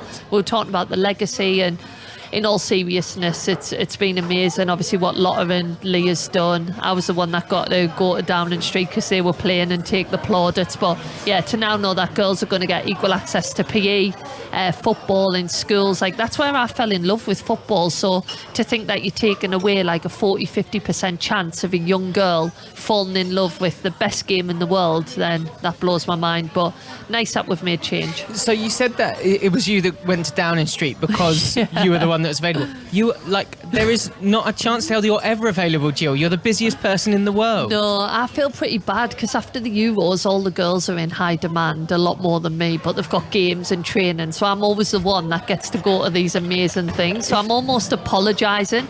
We still have a group message of the Euros group, and it's called Monday Night Out, because we're one on a Sunday, and then we obviously created this group because we were going to plan this big night out on the Monday. So all the girls are in there, and I always send messages, and I'm like, girls, it's going to be a real honour for me to go to Downing Street. Nothing to do with me, all down to you, because I feel bad. But yeah, it's just because, and I always start as well, I've been doing a lot of talks recently, and I always start the talk by saying Leah wasn't available, or Alessia Russo, or Ella Toon, or Demi Stokes, so you've got me. So yeah, so I've been doing quite a bit. Have we talked about this before? Weren't you supposed to be in charge of organising like the hotel for the night out? Yeah, we did talk about that, and I think they were expecting this big posh hotel, and it was a room with about 8 bunk beds in there. So the girls went from winning the Euros to like pretty much being in this one room of 8 bunk beds, and they were like, Jill, and people were in the foyer bit, and they were like, congrats girls, did the FA really put you in here? And everyone's looking at me, and I was just like, oh my god. But that was the moment when I remember being with Lauren Hemp, Demi Stokes, and I think they realised from that day that their lives were going to be a little bit different, because we rocked up at this hotel, and then we were like, oh, let's get an outfit for tonight, because we hadn't planned on winning the Euros, throwing a party. You're just so kind of stuck in your ways, aren't you, and stuck with the task ahead of you. And I was like, oh, we'll just pop to Zara. It's just up the road from this hotel that I've booked. So as we've walked up the street, like, we just got bombarded. And it was lovely, people saying well done, wanting pictures. And we had to run and escape into like a little coffee shop. And I remember looking at Tempo and I was like, you better get used to this because this is going to be your life moving forward. Have you got used to it? Yeah, I'm not saying that I'm getting like bombarded all the time, but I think people recognise you a little bit more, especially since the jungle as well. You forget that 21 nights you're in people's living rooms. So I think you probably hit a little bit of a different audience as well. I'll be walking, shopping, and elderly people will just come up and give us a cuddle. And I'm just like stood outside the Trafford Centre, like cuddling elderly people. And I'm thinking, you know when you have that moment where you're like, do we know each other? And I'm thinking, no, I don't think so. But it's lovely. Cuddling a granny. It's lovely. She's like, you don't know. she's like, I voted for you in the jungle. And it's nice to be able to say thank you. I really do appreciate that people so supported sweet. us. So yeah. I love that people actually want to come and give you a hug to tell you that Hug they a granny. Stood outside the Trafford Centre with a sign, Jill, hug a granny. Turns out Jill hasn't been that busy. Yeah, Just standing outside the exactly. Trafford Centre trying to get a bit of bodily contact from a granny. Yeah. It'd be awkward if someone did come and hug us thinking I was like the granddaughter. And I'm like, thanks for the support. And they're like, who the hell are you? Jill Scott and Ben Haynes there. Catch their full chat on the Jill Scott's Coffee Club feed on BBC Sounds. The series launches on Wednesday the 17th of May and the guests will be Lionesses Kira Walsh and Georgia Stanway. Welcome back to Wembley ahead of the second half of this Women's FA Cup final. It is finally poised as we approach that second period, goalless between Chelsea and Manchester United. I'm Vicky Sparks. Alongside me is the Aston Villa defender and Scotland captain Rachel Coursey. And Rachel, if you're the two managers, at what point would you be making changes for this second period? I think if I was Chelsea, I'd probably make the changes now. It looks as though Pernilla Harder's gone through a sterner warm-up and I can't see her on the pitch now, so I think she must have just jumped inside to get the final few words of the halftime team talk. I think we will see her imminently. And as we mentioned, before halftime, she's the type of player that you would expect her to start normally in these fixtures, but given her injuries, especially this season, and just that, she's not long back and they've had midweek games, they've still got big fixtures to come. I think obviously Emma's been mindful of minutes and protecting her players, as she's always very careful in doing. So, yeah, I think United will stay as they are. More not because I think Chelsea need to make that change, but more just because United's play has been good. They've had the better of the chances. And I think Mark will want to give those players another 15 minutes in that rhythm and to see if they can create an opening before he thinks to look to changes. And in terms of what both managers will have been conveying in terms of message at half-time, I'll just go back to Emma Hayes' comments after they lost the League Cup final, the Continental Cup final in March to Arsenal. She was very blunt, as she can be, about her side's approach. Arsenal's hunger and desire, she said after that match, was at a much better intensity than us. Are we seeing a lack of hunger, a lack of desire, or is that one of those things that it's easy to throw in and say, oh, they don't look, Manchester United look like they want it more? I mean, what does that mean? It's almost an amorphous way of describing it, isn't it? Yeah, and I think, in the media and in the public, we always latch on to those comments. I'm certain that those comments were purely for her players. She wanted her players to hear that. She wanted her players to feel that, because I think she was disappointed herself, as you would imagine. She would be losing a cup final. And I think she knew as well that this season would be a long season. There would be more competitive games to come for that club. Big fixtures. They obviously hope to go further in the Champions League. They had gave it a great shot in the end, put out by a Barcelona team that is one of the best in the world. And again, they've made it this far in the league, pushing it to the very wire. They've made it to the FA Cup final, and I think those comments back then were for occasions like now. And so now, although Chelsea haven't been free-flowing and as good as we've seen them, I think we will see another 45 where they might look to lift it and go up a notch. Well, both sets of players are back out on the pitch, keeping a sharp eye for substitutions, but can't see any so far. Yeah, it doesn't look like they'll make one. It looks like all 11 are back out for Chelsea, so not quite yet. But Harder definitely had a match shirt on, which typically you'd stay in your training t-shirt. So, you know, maybe reading too much into that. Maybe she likes to wear a match shirt. I don't know. Well, she's got a yellow bib back on now, but she's deep in conversation with Emma Hayes just in front of the bench. And given the form she's in, I mean, you touched on it in the first half, Rachel, you know, 10 goals in 11 games this season. She scored braces in both of her last matches. It is purely because Sam Kerr has been so imperious this season that Sam Kerr is starting ahead of Pernilla Harder, but coming back from that long hamstring injury that's seen her miss most of the campaign. It's Manchester United's players break away. Let's run you through the latest scores in the Premier League. Still 2-0. Brentford lead West Ham. West Ham have had a goal disallowed. And Manchester City still 3-0 up against Everton. Closing stages of both of those games. So Manchester United prepare to get us underway. No changes for either side at the start of this second half of the Women's FA Cup final here at Wembley. Manchester United, remember, looking for their first major trophy in their first major final, their first visit as a club to Wembley. Chelsea looking to win this for the 5th time. So we're underway in the second half. Manchester United get us underway, kicking from right to left as we welcome listeners to the BBC's World Service. Delighted to have you with us here at Wembley as the ball is cleared out by Chelsea, playing in the royal blue shirts, the royal blue shorts and the white socks. Manchester United in their home kit as well, the red shirts, the black shorts and the black socks. Chelsea in possession just outside their own penalty area. Lauren James, the former Manchester United player, under real pressure but does well.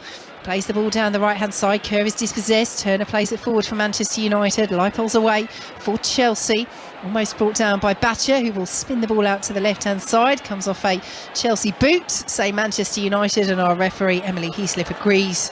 And the ball is out of play for a throw to Manchester United, which the former Chelsea player Hannah Blundell will take. The Scotland captain and Aston defender Rachel Corsie alongside me for this one. Well, Manchester United started like a train at the start of the first half, and they're looking to get on the front foot early on in this second, but it's Chelsea so far. We've managed to steal away possession, and the ball is all the way back with Anke Trimberger. Yeah, similar start to this half then as we finished the last one. I've noticed Erin Cuthbert slightly taking up a slightly higher position. Naturally she'll come and try and get on the ball, but I just wonder if that's the first tactical change, just trying to push, you know, that midfield up a little bit to try and, you know, put more pressure on Zellum and Ladd, who so far I feel have sort of managed the middle of midfield very well.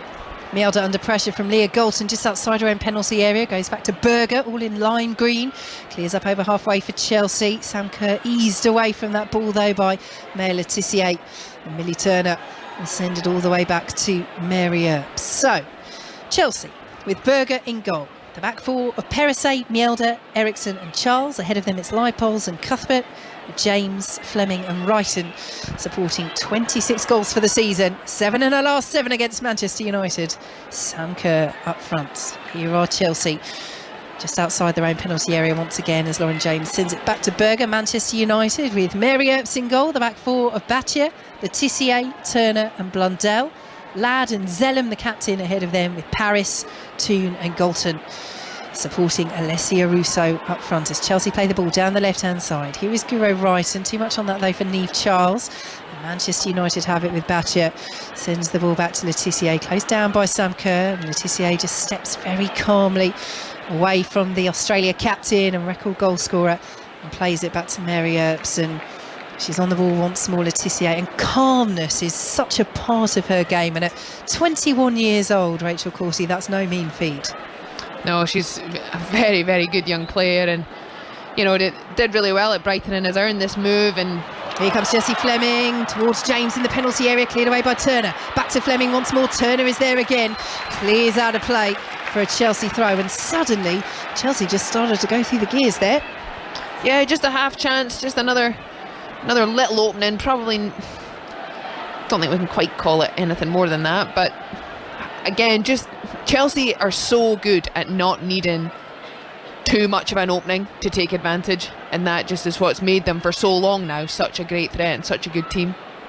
Serena Wiegman watching on in the stands here at Wembley.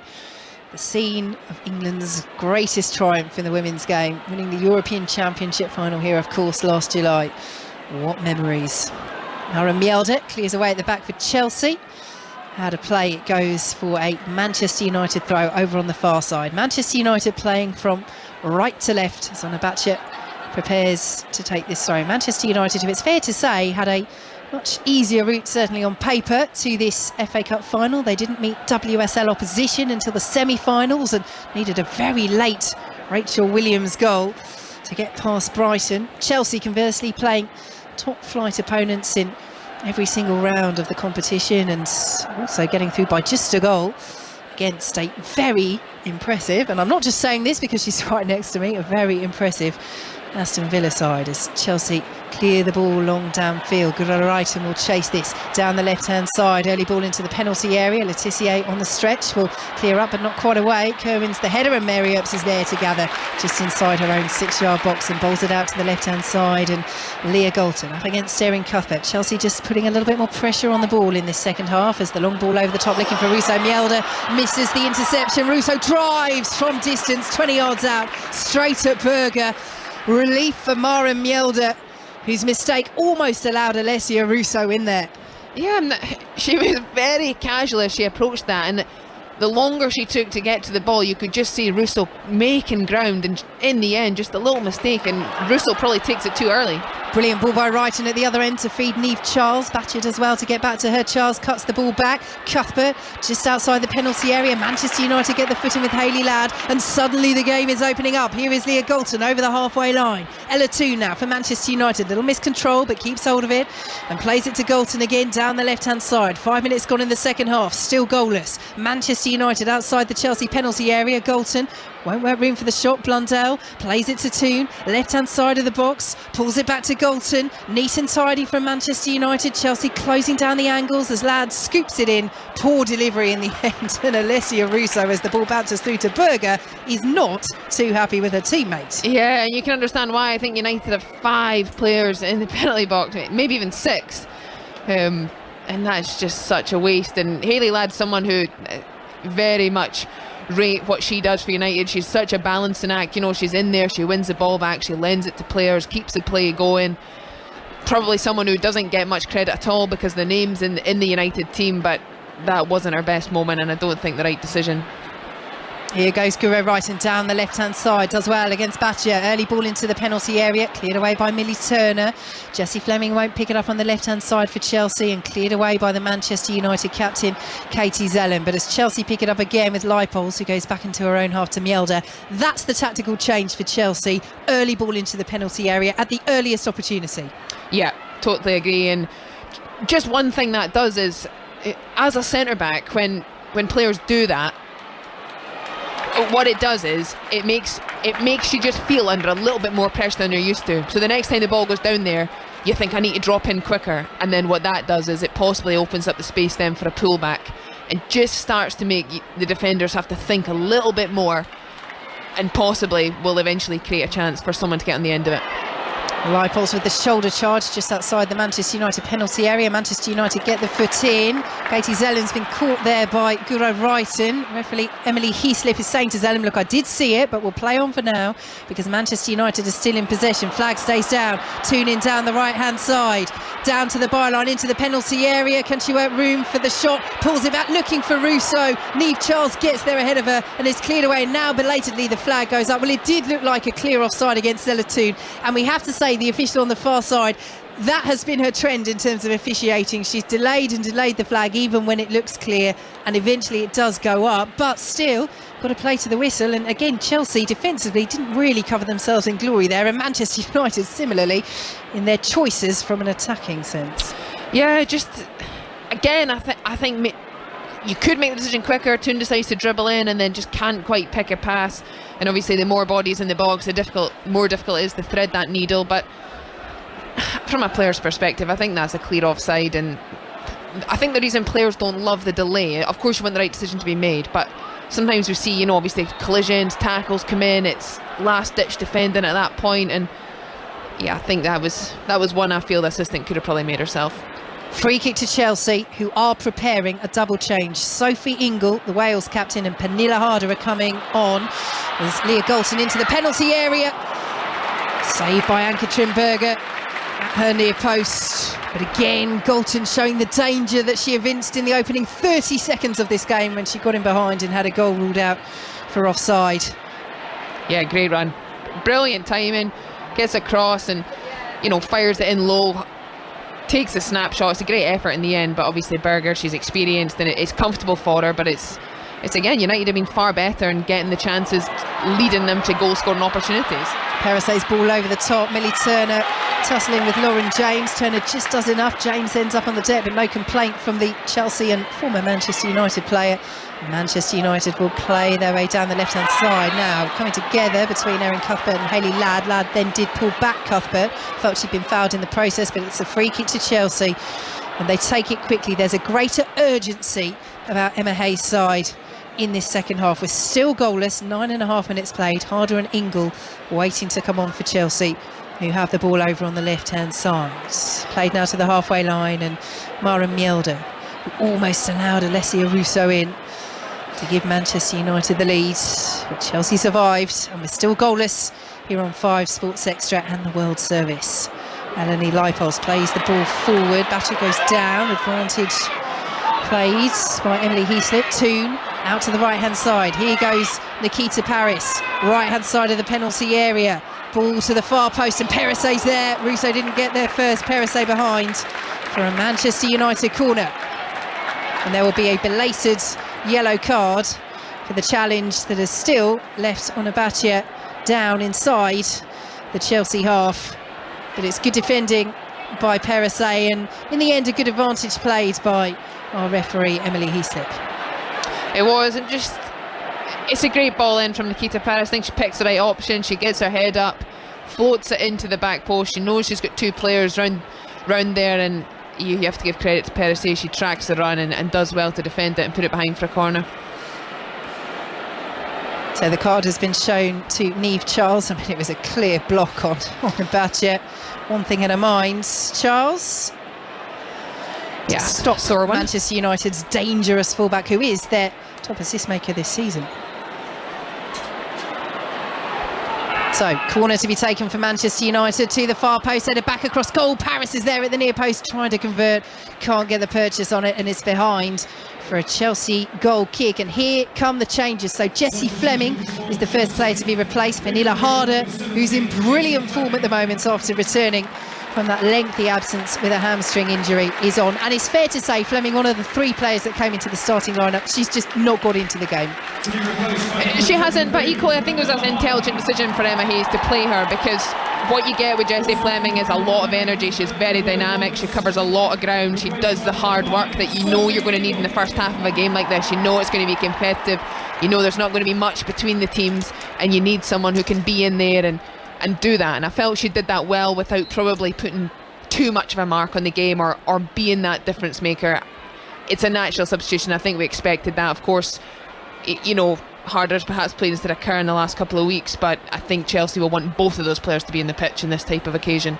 Yeah, this is Chelsea going for it in an attacking sense. Still goalless with Manchester United in the Women's FA Cup final. That other change sees Melanie Leipolz come off for the Wales captain Sophie Ingle in central midfield. So Erin Cuthbert out to the left-hand side for Chelsea. Nikita Paris picks it up for Manchester United, plays it back to Battier, and now in field to the Manchester United captain Katie Zellem. Ladd to Paris. Nice movement this by Manchester United down the right-hand side as Paris picks it up against Niamh Charles, who's on a yellow card now as Paris plays the ball into the area, headed away by Perisset, thumping header up to Harder midway through the Chelsea half, and now Cuthbert over the top looking for the run of Sam Kerr. Letitia gets there, but the header will only take it to Kerr. Left hand side of the penalty area, Harder racing into the box. Pernilla Harder takes a touch, and the shot in the end is weak and tame, and it's into the arms of Mary Earps. And once again we have to praise the defending of Maya Letitia, because that is why Harder couldn't get the purchase. Big double fist bump with Millie Turner, and doesn't she deserve that again, Maya Letitia? She does, and I think Hannah Blundell does well to recover. You look at the picture now, she must cover 40 or 50 yards to get back into. It possibly just doesn't quite is slightly behind Harder. She can't quite get that touch and shot away as she would like, but yeah, brilliant defending. I think Letitia probably would, when she sees that back, when you know it's going over your head, just turn and try and track the run. She goes for it, falls, as you say, brilliant recovery. So still goalless, but already we're seeing the danger that Pernille Harder can pose for Chelsea. The Denmark international, 10 goals in 11 appearances this season, and she scored twice in each of her last 2 games. As Mary Earps comes out to the edge of her penalty area and claims that ball for Manchester United. And no wonder that Emma Hayes saying ahead of this one that Chelsea are in the best place that they've been this season, and in terms of the form that so many individual players are in, it's hard to argue with that, Rachel Corsie. Yeah, the fantastic depth, and you know, Emma Hayes has built that over a number of years now. She adds very carefully to the squad each season, and I can understand why she feels that way, because now she's had quite a consistent squad where she's been able to just handpick a few more individuals just to make them slightly better and slightly better each season. But a number of these players have played for Chelsea many times in these occasions, and they know what it's about. Now off the ball clash here between Millie Turner and Pernille Harder, who stayed down. Emily Heaslip, our referee for now, is saying, well, let's play on. Manchester United are in possession. Mela Tissier and Millie Turner are playing the ball between them, and finally Emily Heaslip is saying, well, let's stop play because Pernille Harder is down, clutching her head. We do have VAR. Let's see what they make of this. And it's one of these as well, that because we have VAR, if nothing's happened here, then what is the point of going down? But we shall see as we wait for a replay. And while we wait for that, Manchester United are making a change. And this is a change that has paid dividends for them in games this season. Nikita Paris is off and Rachel Williams is on. Yeah, just seeing that incident again. It's certainly intentional.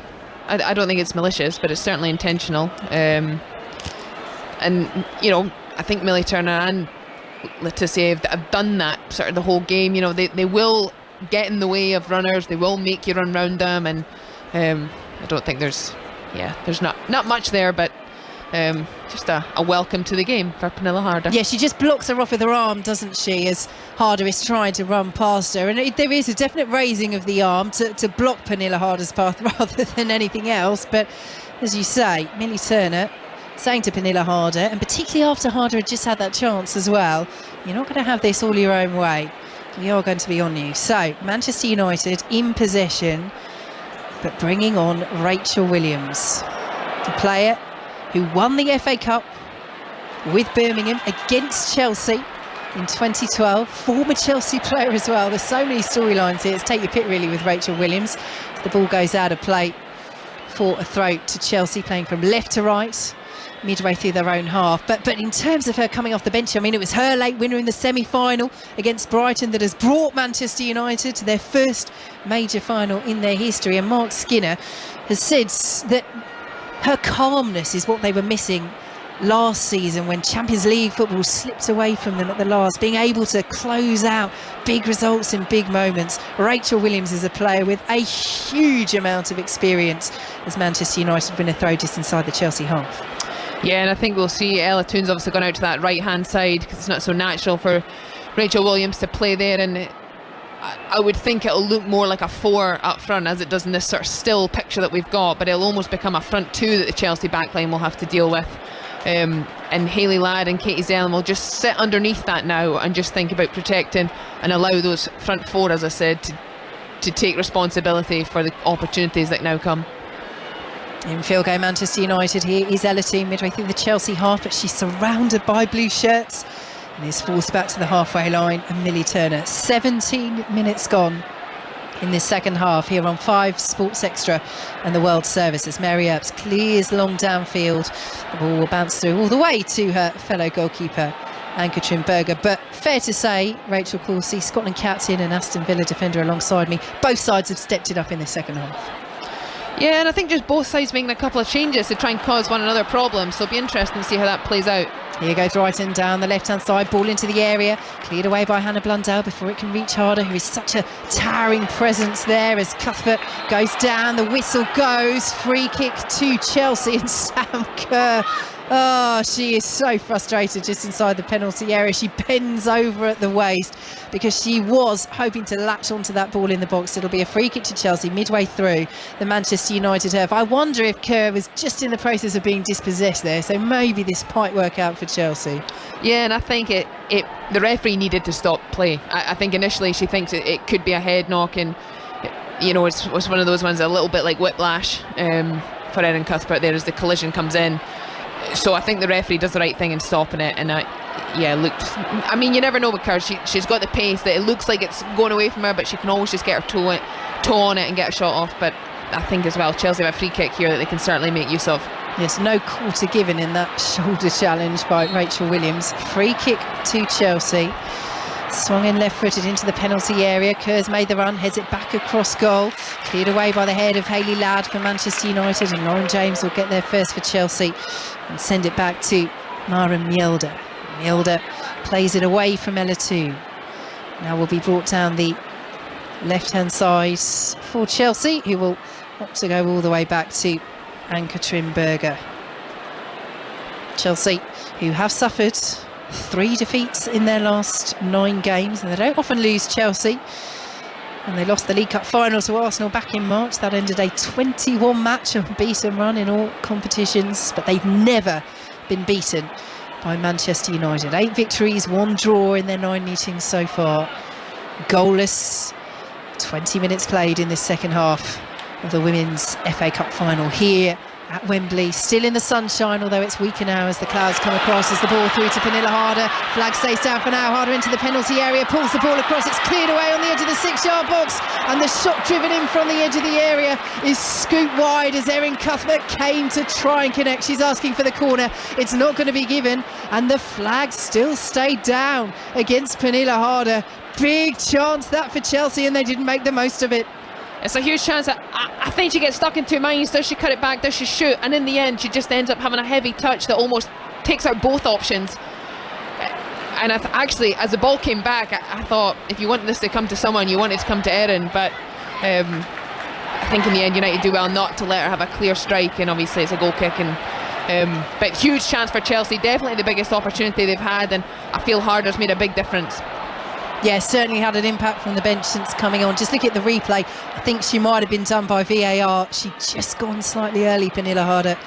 But she's certainly causing Manchester United problems at the back, as Sophie Ingle is down now, and Emily Heaslip stops play. Ingle down, clutching her head and rolling over onto her back, and it's just becoming a little bit scrappy with the fouls that we're seeing, Rachel Coursey. Yeah, it has. I think naturally the game's opened up a little bit. We're getting to that point where there'll be a little bit of fatigue. You start to see a few more 50-50s. I think Sophie Ingle will be okay.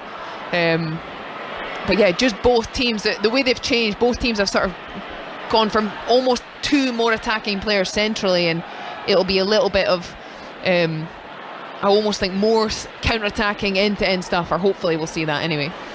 Yeah, she is back up to her feet. She's a tough cookie, Sophie Ingle. She was caught in a 3-player sandwich there from Manchester United. Every ball hotly contested as this Women's FA Cup final remains finely poised, but Pernilla Harder's made a difference, and she's in again, right-hand side, pulls it across to Sam Kerr! And there is the opener for Chelsea in the Women's FA Cup final. And who is it? Of course, it's Sam Kerr, scoring once again on the biggest stage of all, and the backflip celebration to go with it as well. She bangs the Chelsea badge on her chest because she has found the breakthrough against Manchester United at Wembley. In the end, it's a simple finish, but those are the movements she loves. She peels away to the back post. It's an incredible weight. It's an incredibly well weighted pass from Pernilla Harder. She's set in behind by Guro Reiten. It's a beautiful goal, and it's one that, you know, we're seeing the best at Chelsea here. It comes from a throw-in. United will be very disappointed, but you see here, Harder's definitely onside. She gets in behind down this right-hand side. Kerr's behind her as the ball comes. It's perfectly in front of her, and it's just a tap in, and she will lap that up. She loves that. It's perfect delivery, great finish. 5 goals in her last 3 FA Cup finals. And the irony is, I remember being here at Wembley when they played Manchester City in the Women's Community Shield shortly after she arrived, and she missed a hatful of chances. I mean, I'm not saying that we questioned her because of her pedigree in Australia and the USA, but ever since then, every time she's come back to Wembley, every time in these big games for Chelsea where it's really, really mattered, so often it is Sam Kerr who pops up with the goods. And as Mary Earps has the ball just outside the Manchester United penalty area, as you said, Rachel Coursey, she only needs that one chance. They only need it to click once, Chelsea, and it's clicked, and they're ahead against Manchester United. Yeah, and it is a great goal. And I played against Sam Kerr a lot in the US for that period that she was there, and I saw firsthand how much of a talent she was. Obviously, she was really young then, and still incredible the records that she set that, you know, now people are chasing down, and that's the marker. But I feel she's scrutinised quite a lot here. A lot of people say, oh, she misses a lot of chances, but she also, her movement is so good, and her athleticism is incredible, but you know, it's down to her good movement and her ability to make it so difficult to defend that she gets these opportunities. And you know, the goals she does score, she scored all sorts of goals. She's almost impossible to defend in the air, and you know, she runs tirelessly in behind. She's barely had any service today, but it hasn't stopped her for 1 second. She keeps going and going because she knows the quality they have. She will get a chance like she just got there. Right, Manchester United, what do you have in you? They're in possession, just inside their own half. A little deflection off Ev Perisset, the Chelsea fullback, and it will be a throw for Mark Skinner's side, who stands with his hands in his pockets on the edge of his technical area. Jess Carter is preparing to come on for Chelsea, who have the advantage through their top scorer, the Football Writers Player of the Year, newly crowned again on Friday, Sam Kerr. But this is where we really see how far Manchester United have come. We will, because, you know, Chelsea have been in this position for many times before. They love a lead. And they're almost in a game with Guro Wright, and Onabacha is there for Manchester United, sends the ball back to Mary Earps, and Hannah Blundell will be able to tidy up at the back. Yeah, just saying there, you know, that 1-0 position, many teams would feel the pressure of that, especially on this occasion, but Chelsea have been here before. They know they're capable of, you know, keeping a hold of that, and that'll really test United. What United will feel, though, is they know they can score against Chelsea. I think in the last 6 meetings they've only not scored once, and that was the last time round. So they know they have it in them. They've made attacking changes. They've got players on the pitch that have contributed all season long to goals, so it's certainly not done and dusted. But Chelsea will know now. It's a case of, can we see this out? Can we be crowned champions again? 19 minutes plus added time to play. Chelsea with the goal advantage. Ball goes out of play on the far side. It will be a throw to Manchester United, and Chelsea will make another change. Jess Carter is coming on, and Niamh Charles is coming off. So another sensible substitution, I think, from Emma Hayes here. Niamh Charles picked up that yellow card, obviously, so you want to just nullify the impact that potentially could have as the game goes on. You want to have someone playing in left back who feels free to make tackles, who can compete. Jess Carter will do that. She's also got the experience, and what a great player to be able to bring on in this situation.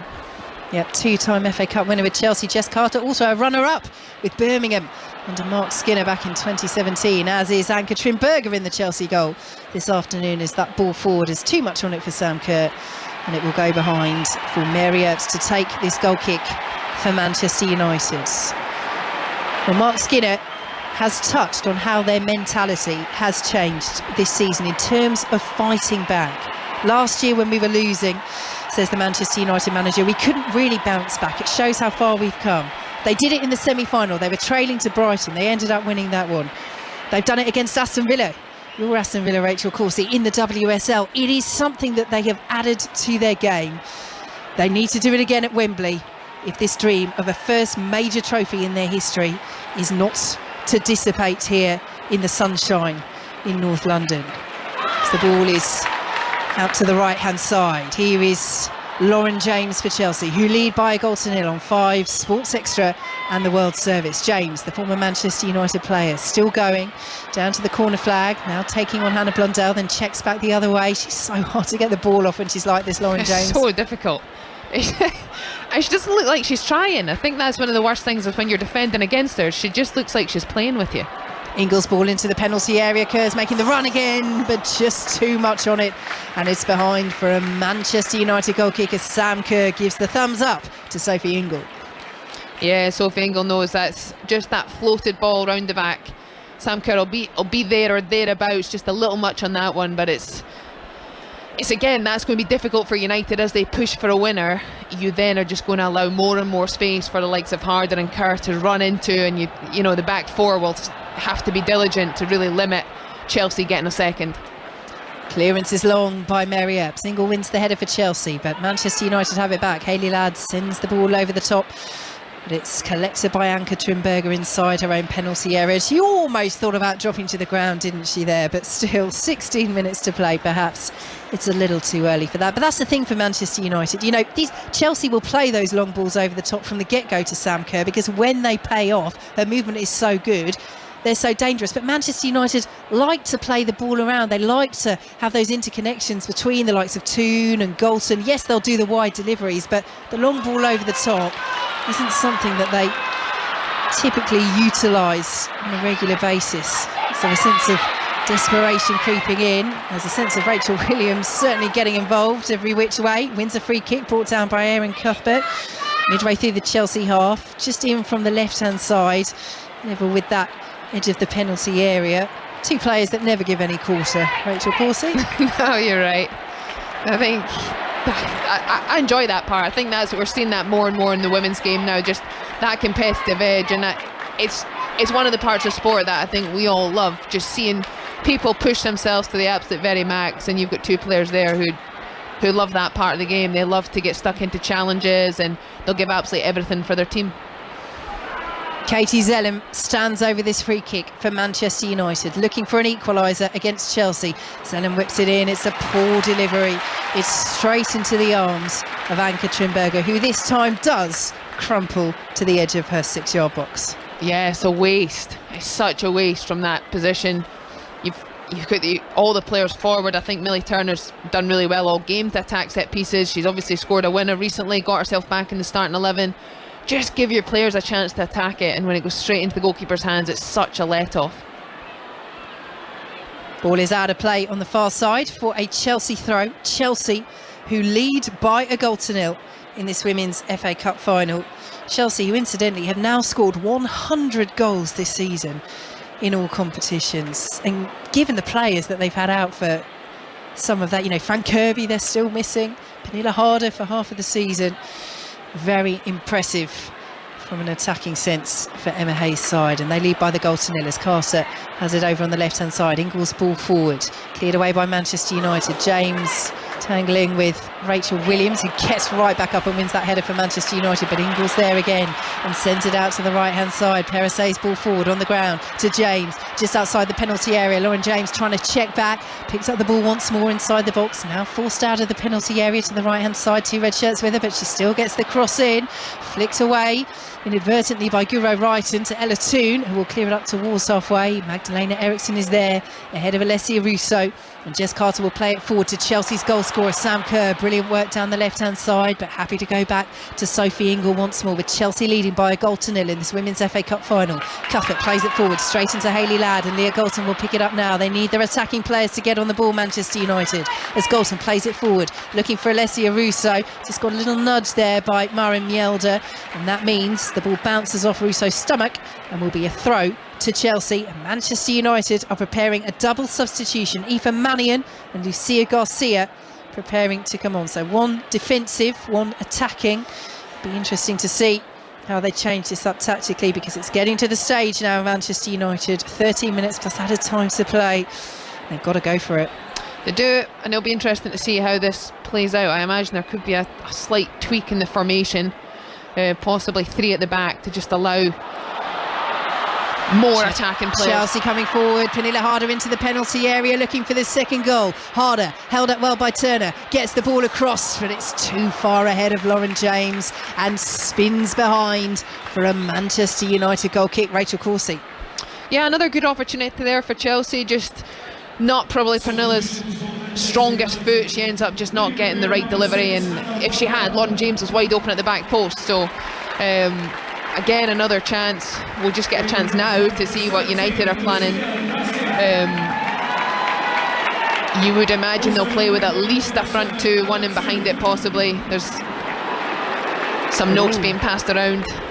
Interesting. Ella Toone, England's heroine at this very stadium in the European Championship final last summer, is one of the players making way. Lucia Garcia is on, Hannah Blundell the other player to come off, Aoife Mannion coming on, and Toone is not happy at all. And it's one of these where when that change is announced, you can never quite tell whether people are booing the change or whether they're just shouting Toone. But I think Manchester United fans, many of them, not too happy with that one, because Ella Toone is a real taliswoman, can we say, for Manchester United. Lucia Garcia, an incredibly skillful player, and they need to change something. They can't leave all the players on there. Yeah, and you can understand Ella Toone's disappointment to be taken off in a final when you're 1-0 down. You will feel that. You can see she's just slowly walking around the pitch. She hasn't probably had the impact in this second half as she possibly would have liked to, and I think that's maybe why the change has been made. You know, we haven't mentioned her name in the last few minutes, and it's I say just 10 minutes for United to get something, and you know they're going for it. They're putting another forward, someone who we know can score goals. Here goes Pernilla Harder, ball into the area, he's behind, and it will be a goal kick to Manchester United as the attendance is announced. 77,390 here at Wembley. That is a record for a women's domestic match in England. It smashes the record that was set earlier this month by Arsenal at the Emirates. They got over 60,000, over 77,000 here, as Mary Earps clears the ball over the halfway line for Manchester United, who trail by a goal to nil. Great strength by Jess Carter to take the ball away from Alessia Russo. Long ball over the top. It's 2-on-3 for Chelsea here. Here is their goal scorer, Sam Kerr. Her goal is the difference casting side. Oh, brilliant work by Kerr into the penalty area. Pulls it across. Oh, Ingles fired over from 8 yards. Unmarked, high over the bar. How is that not 2-0 to Chelsea? It's a huge chance. It's great skill in the first instance. Sam cuts inside, beats Letitia with a little bit of skill and nutmeg, and she's got Lauren James and Pernilla Harder in the box, and she's pulled out Sophie Ingle, who scored some amazing goals for Chelsea in her time, but unfortunately she hasn't managed to add another one. Shocking miss. It is a shocking miss from Sophie Ingle. And there were almost too many options there for Sam Kerr, weren't there, to pick out? I mean, Pernilla Harder's right there as well. Will that come back to bite Chelsea? 9 minutes plus added time to play. It's a huge let-off for Manchester United, who are still in this, as Leah Golson wins a free kick just inside the Manchester United half. Yeah, and it looks like they've almost gone to just a flat front four. You've got Rachel Williams playing off the right and Leah Golson on the left, but they're very, very high. And I imagine we'll start to see a little bit more direct play. And that's what's happening as Leah Golson on the left-hand side picks it up for Manchester United. Chelsea with so many red shirts to mark. Golson's ball is poor to the edge of the area. Cuthbert will pick it up for Chelsea. And Lauren James has it now, that laconic style as she brings the ball forward, plays it forward to Cuthbert. Lag gets the foot in. And Chelsea will have a throw just inside their own half, leading by that Sam Kerr goal. Pernilla Harder with the assist made a huge difference coming off the bench. Will Manchester United's substitutes be able to make the difference themselves? And Mark Skinner has the ball in his hands, the Manchester United manager, waiting for F. Perisset to belatedly trot over and take this throw for Chelsea just inside the Chelsea half. Yeah, just taking every last second possible before they get the ball back in play, which you can understand. Aston Villa defender and Scotland captain Rachel Coursey with us here on 5 Sports Extra and the BBC World Service. Mary Earps, the Manchester United goalkeeper, has the ball inside her own penalty area. Lays it off to the right-hand side, and Mare Letitia, Aoife Mannion, is pointing and gesturing to where she should play it. As Manchester United lose possession, Rachel Williams dispossessed, but Mannion is there and will play it back to Mary Earps, and Millie Turner is just putting both palms out, face down to the pitch, and just saying, let's just calm down, let's take our time. But time is ticking away. 7 minutes though, plus added time. Manchester United looking to work on opportunities. Katie Zellum lifts it forward. Jess Carter is there for Chelsea, clears away before Lucia Garcia can get there, gets the height on it as well, goes into the lower tier of fans, and it will be a throw to Manchester United midway through the Chelsea half. Chelsea lead by a goal to nil in this Women's FA Cup final. Here is Alessia Russo. Seen very little of her in this second half. Can Manchester United get the likes of Russo and Galton on the ball? Batcher trying to keep the ball in on the right hand side, does so up against Jess Carter. Batcher doing well, getting past Carter into the penalty area, pulls it back, miscue by Russo, won't fall to Williams, neither to Galton, and just about cleared away by Chelsea, who have a player down inside their own penalty area. Ball's gone out of play for a Manchester United throw. They won't be able to take it yet, but so close, Rachel Coursey, Manchester United were to undoing Chelsea inside their own penalty area. Yeah, it's a huge opportunity. Onabachi does so well. She keeps the ball in, beats Jess Carter down there. She gets inside the penalty box, cuts it back. Russo just doesn't quite connect. Then you think it's going to fall to Rachel Williams, but she can't put it in either. It's one of those where if Williams does stick that in, I'm sure Russo's claiming that as an assist, but it's a completely miscued shot. Big chance for Russo after Ingles' huge chance for Chelsea at the other end. And they can't afford to squander many more of those, Manchester United. 5 minutes plus added time to play. And still, Chelsea lead by the goal to nil. Yeah, and you just start to think about those chances that Manchester United had in that first half. They definitely had the better of the game. And probably in the last 15 minutes, we've just seen them probably suffer under what we expected would be Chelsea's sort of rise. They're so good in these occasions. They've got the quality to bring on. You know, you look at the changes they've made. It's experience, but with international experience as well. And it's such a typical Chelsea performance. And now, you know, you're going to have to really ask the most of this Man United team. They've got young players there who will be fearless, who want to go and make a difference. But it will be extremely tough. But there's still time. Time though that is ticking away for Manchester United. They have the throw. Aoife Mannion is preparing to take it, and we know she can get the distance on those. Aoife Mannion. They trail by a goal to nil as F. Perisset makes her way to the touchline, having received treatment. So Chelsea temporarily down to 10 as Manchester United take the throw. Russo back to Mannion, drives the ball to the far post. Lucia Garcia is off after it, but there's too much on it. She won't keep it in, and it's a goal kick to Chelsea. And we have 4 minutes plus added time to play. Yeah, I'm surprised that changed from Mark Skinner actually to put Mannion on at left back ahead of Hannah Blundell. I felt she'd done well this half. Yeah, possibly James was starting to get the better 1v1, but I mean, Lauren James is so good at that anyway that, you know, I think if you then look at that scenario when you've got Aoife Mannion trying to put a ball into the box, I think Hannah Blundell has a little more quality there to get a better delivery in. Yeah, they're staying as a 4 at the moment, Manchester United. I just wonder if it gives them the flexibility in the final moments or to switch between the 3 and the 4 with Mannion on. But whatever they are doing at the moment, Manchester United, it's not quite working. They have won a free kick just inside the Chelsea half. Chelsea who lead, courtesy of Sam Kerr, by a goal to nil in the dying stages of this Women's FA Cup final. Substitution for Chelsea. And they're preparing to make another substitution. Chelsea, Kadisha Buchanan, returning from injury, will be coming on, and Lauren James will take her time coming off. So clearly the game plan now, Rachel Coursey, for Chelsea is to see this one out, leading by a goal to nil as they are. Yeah, and you'd think this will possibly be a 5 at the back now for Chelsea. This was how they finished the game actually when they played us in the last round. You know, if they had that same 1-0 lead and they just needed to see the game out, and you know, they're comfortable going into that. And again, you're bringing on a Canadian international who's won so much before. Just go and do your job, don't concede. That'll be the message. So James is off, Buchanan is on, and Manchester United with the set piece, headed away on the edge of the box for Chelsea. Sophie Ingle, incidentally, has gone into the book for Chelsea in the build-up to Manchester United winning that free kick as the ball is out to the left-hand side. Here is Onabachi for Manchester United, cleared away by Chelsea and will fall to Pernilla Harder. He plays the ball forward aimlessly so. I think she thought Sam Kerr was about 25 yards further forward than she actually was. And Manchester United have it midway through their own half. Rachel Coursey.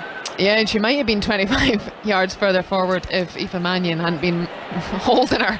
They sort of had a little cuddle out in front of us here. Just Sam Kerr a little frustrated as well by it, and in turn Pernilla Harder frustrated that then Sam Kerr hadn't made the run, but I don't think she'd seen the fact that she'd probably been impeded along the way. So Chelsea in possession. Erin Cuthbert goes down. She's been fouled, and Chelsea will have a free kick. 90 seconds plus added time to play in this Women's FA Cup final, and it is Chelsea who lead by 1-0.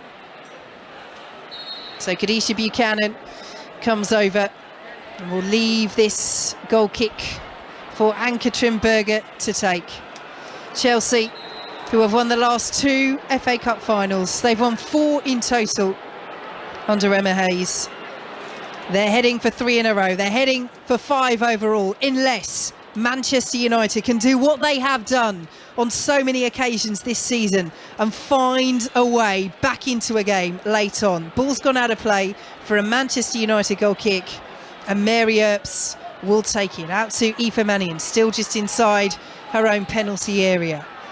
Plays it out to the right-hand side, and Maya Letitia has the options down that right of Lucia Garcia. Jess Carter will get there first. It's gone out of play for a Manchester United throw. Rachel Coursey.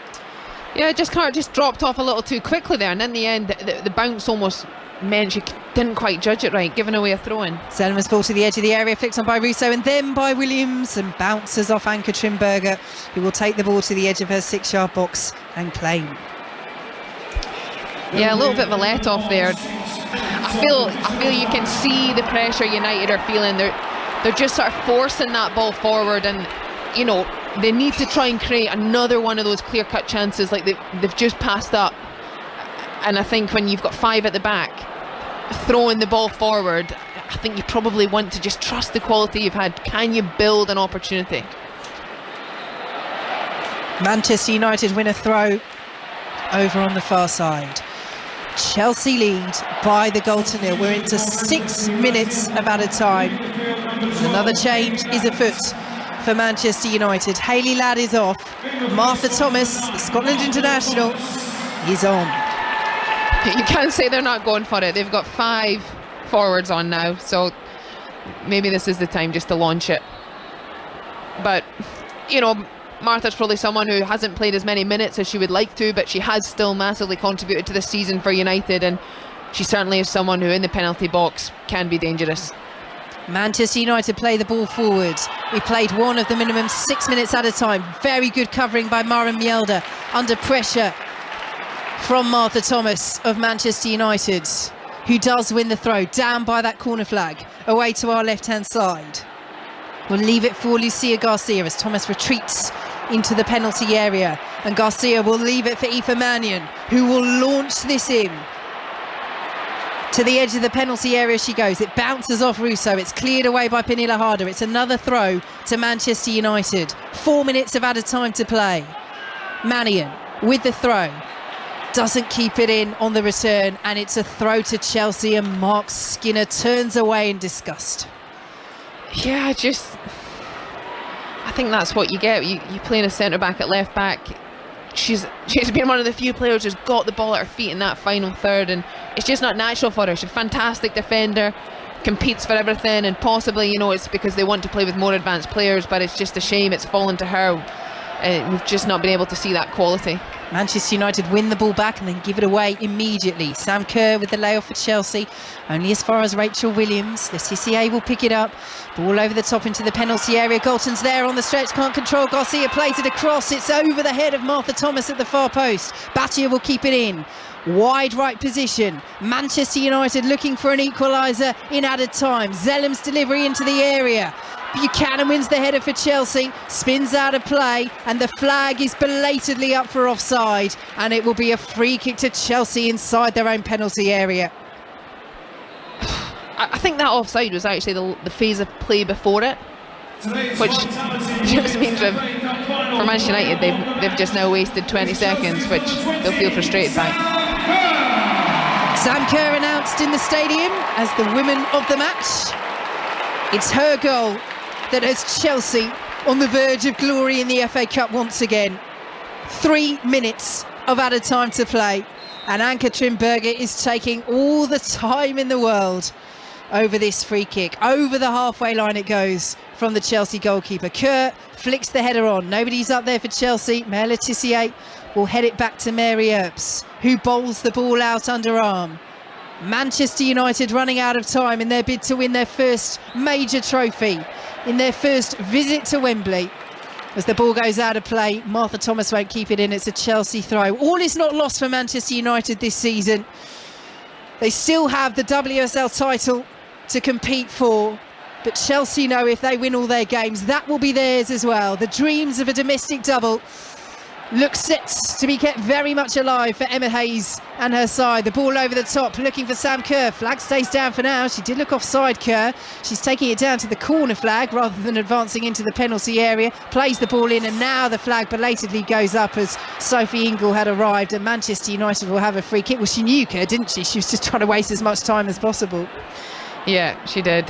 And again, another few wasted seconds.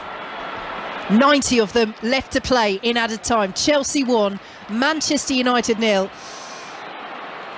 on 5 Sports Extra and the BBC World Service. Manchester United in possession. Zellam's ball forward is charged down. It ricochets back into the Manchester United half. Picked up now by Aoife Mannion. Long ball forward, headed away by Khadisha Buchanan. Up towards Pernilla Harder. Well dispossessed by Mannion. Just inside the Chelsea half. Martha Thomas is pointing to where she wants it. Mannion still going down the left-hand side. Feeds Leah Galton. So many red shirts in the Chelsea penalty area. Can Galton get past Buchanan? Just about. No. Brilliant tackle by Buchanan, but it's a Manchester United corner, and Mary Earps is coming up. It's goalkeeper time. Wow, we love to see it. Has there ever been a goalkeeper goal in an FA Cup final? One for the record books, perhaps. It's in front of the Manchester United end. Earps is up. Zellam with the delivery to the far post. Still not cleared. Eventually Chelsea do get ahead on it and send it out of play. It will be a Manchester United throw. We've got 25 seconds to play. Earps is back on the halfway line. Manchester United with this throw. They have to launch it in now. The game is almost up. Chelsea lead by the goal to 0. The red shirts are in the penalty area. Rachel Williams is in there. Chelsea win the header and the second one. Ingle out of the box. Manchester United try and send it forward once again. Lucia Garcia picks it up. Right hand side. Plays the ball in. Berger with the save. Scramble. Goal line. And it's cleared away just by Chelsea. The whistle's gone anywhere. It's a free kick to Chelsea. That was the chance right at the death for Manchester United to take this FA Cup final to extra time. Oh my goodness. What a chance that is. Berger fumbles it. I think she's again caught in two minds. Could she catch it? She doesn't. It just palms down in front of the 6-yard box, and then it's just a scramble, and United just can't quite force it in. Oh, Galton was in there. Williams was in there. Buchanan has to be hugely praised for hooking a leg around that ball and getting it away. And eventually the referee sees a foul in there, but it comes to Galton. Berger gets something on us as well. Williams can't latch onto it. Buchanan, what a difference she's made off the bench. That is a goal-saving, an FA Cup-saving block by Khadisha Buchanan. Whistle went in the end anyway. Free kick to Chelsea, and there is the final whistle. And Chelsea have done it again in the FA Cup under Emma Hayes. 3 FA Cup victories in a row, 5 in total under this remarkable woman, and it's Sam Kerr once again. Oh, she loves this stage at Wembley. She loves the FA Cup. She loves scoring against Manchester United, whose dream of their first major trophy in their history is over on this afternoon at Wembley. It's Chelsea once again, women's FA Cup winners. Rachel Corsie. yeah, and you know, I would have to say on the whole, it was a really, really tight game, but I think Chelsea did deserve it. they rode their luck at times in those opening moments, but then I think you just know what you're going to get from them. They don't mind if it's scrappy. They don't mind competing. They don't mind going in for those challenges. They'll do that. They'll go toe to toe. And you know, Sam Kerr, maybe an outplayer of the game. She probably didn't have too much of an impact other than she scores that winning moment, and that is what she does. She just off the back shoulder. We've seen it so many times. A fantastic ball from Pernilla Harder, who we expected to see too, and it's Chelsea's day, and you know they deserve it. I think the fans, you know, you see it now, you see all the flags waving, it's fantastic.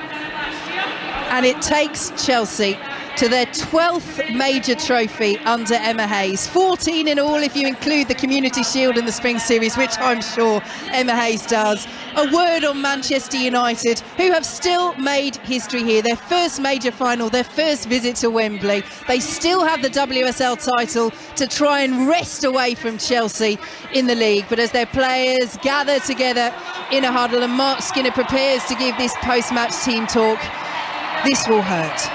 It will, and it'll be difficult to find the words just now. His side were fantastic today. You know, we spoke about it being their first one. So many young players. It was so tightly fought. It was a great final. It wasn't maybe the best in terms of it didn't open up to too many chances because the teams were so competitive together.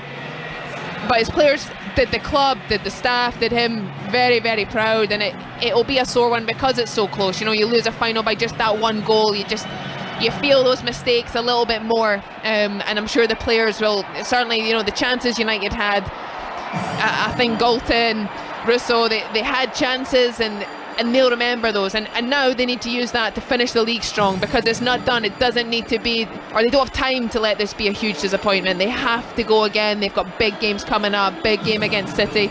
They have to finish the league strong to give themselves the best chance to get that historic title if they can. Yeah, that dream is still alive for Manchester United, but the FA Cup dream is over for this season. It is Chelsea's afternoon once again. They are the dominant force in this competition in the women's game in recent years, and the blue flags are waving away to our right as they prepare to celebrate the trophy lift. If you want to hear more reaction from this Women's FA Cup victory for Chelsea, do head over to 5 Live and stay with us throughout the afternoon. We'll be bringing you plenty of reaction. But here on 5 Sports Extra, we are going to head to a huge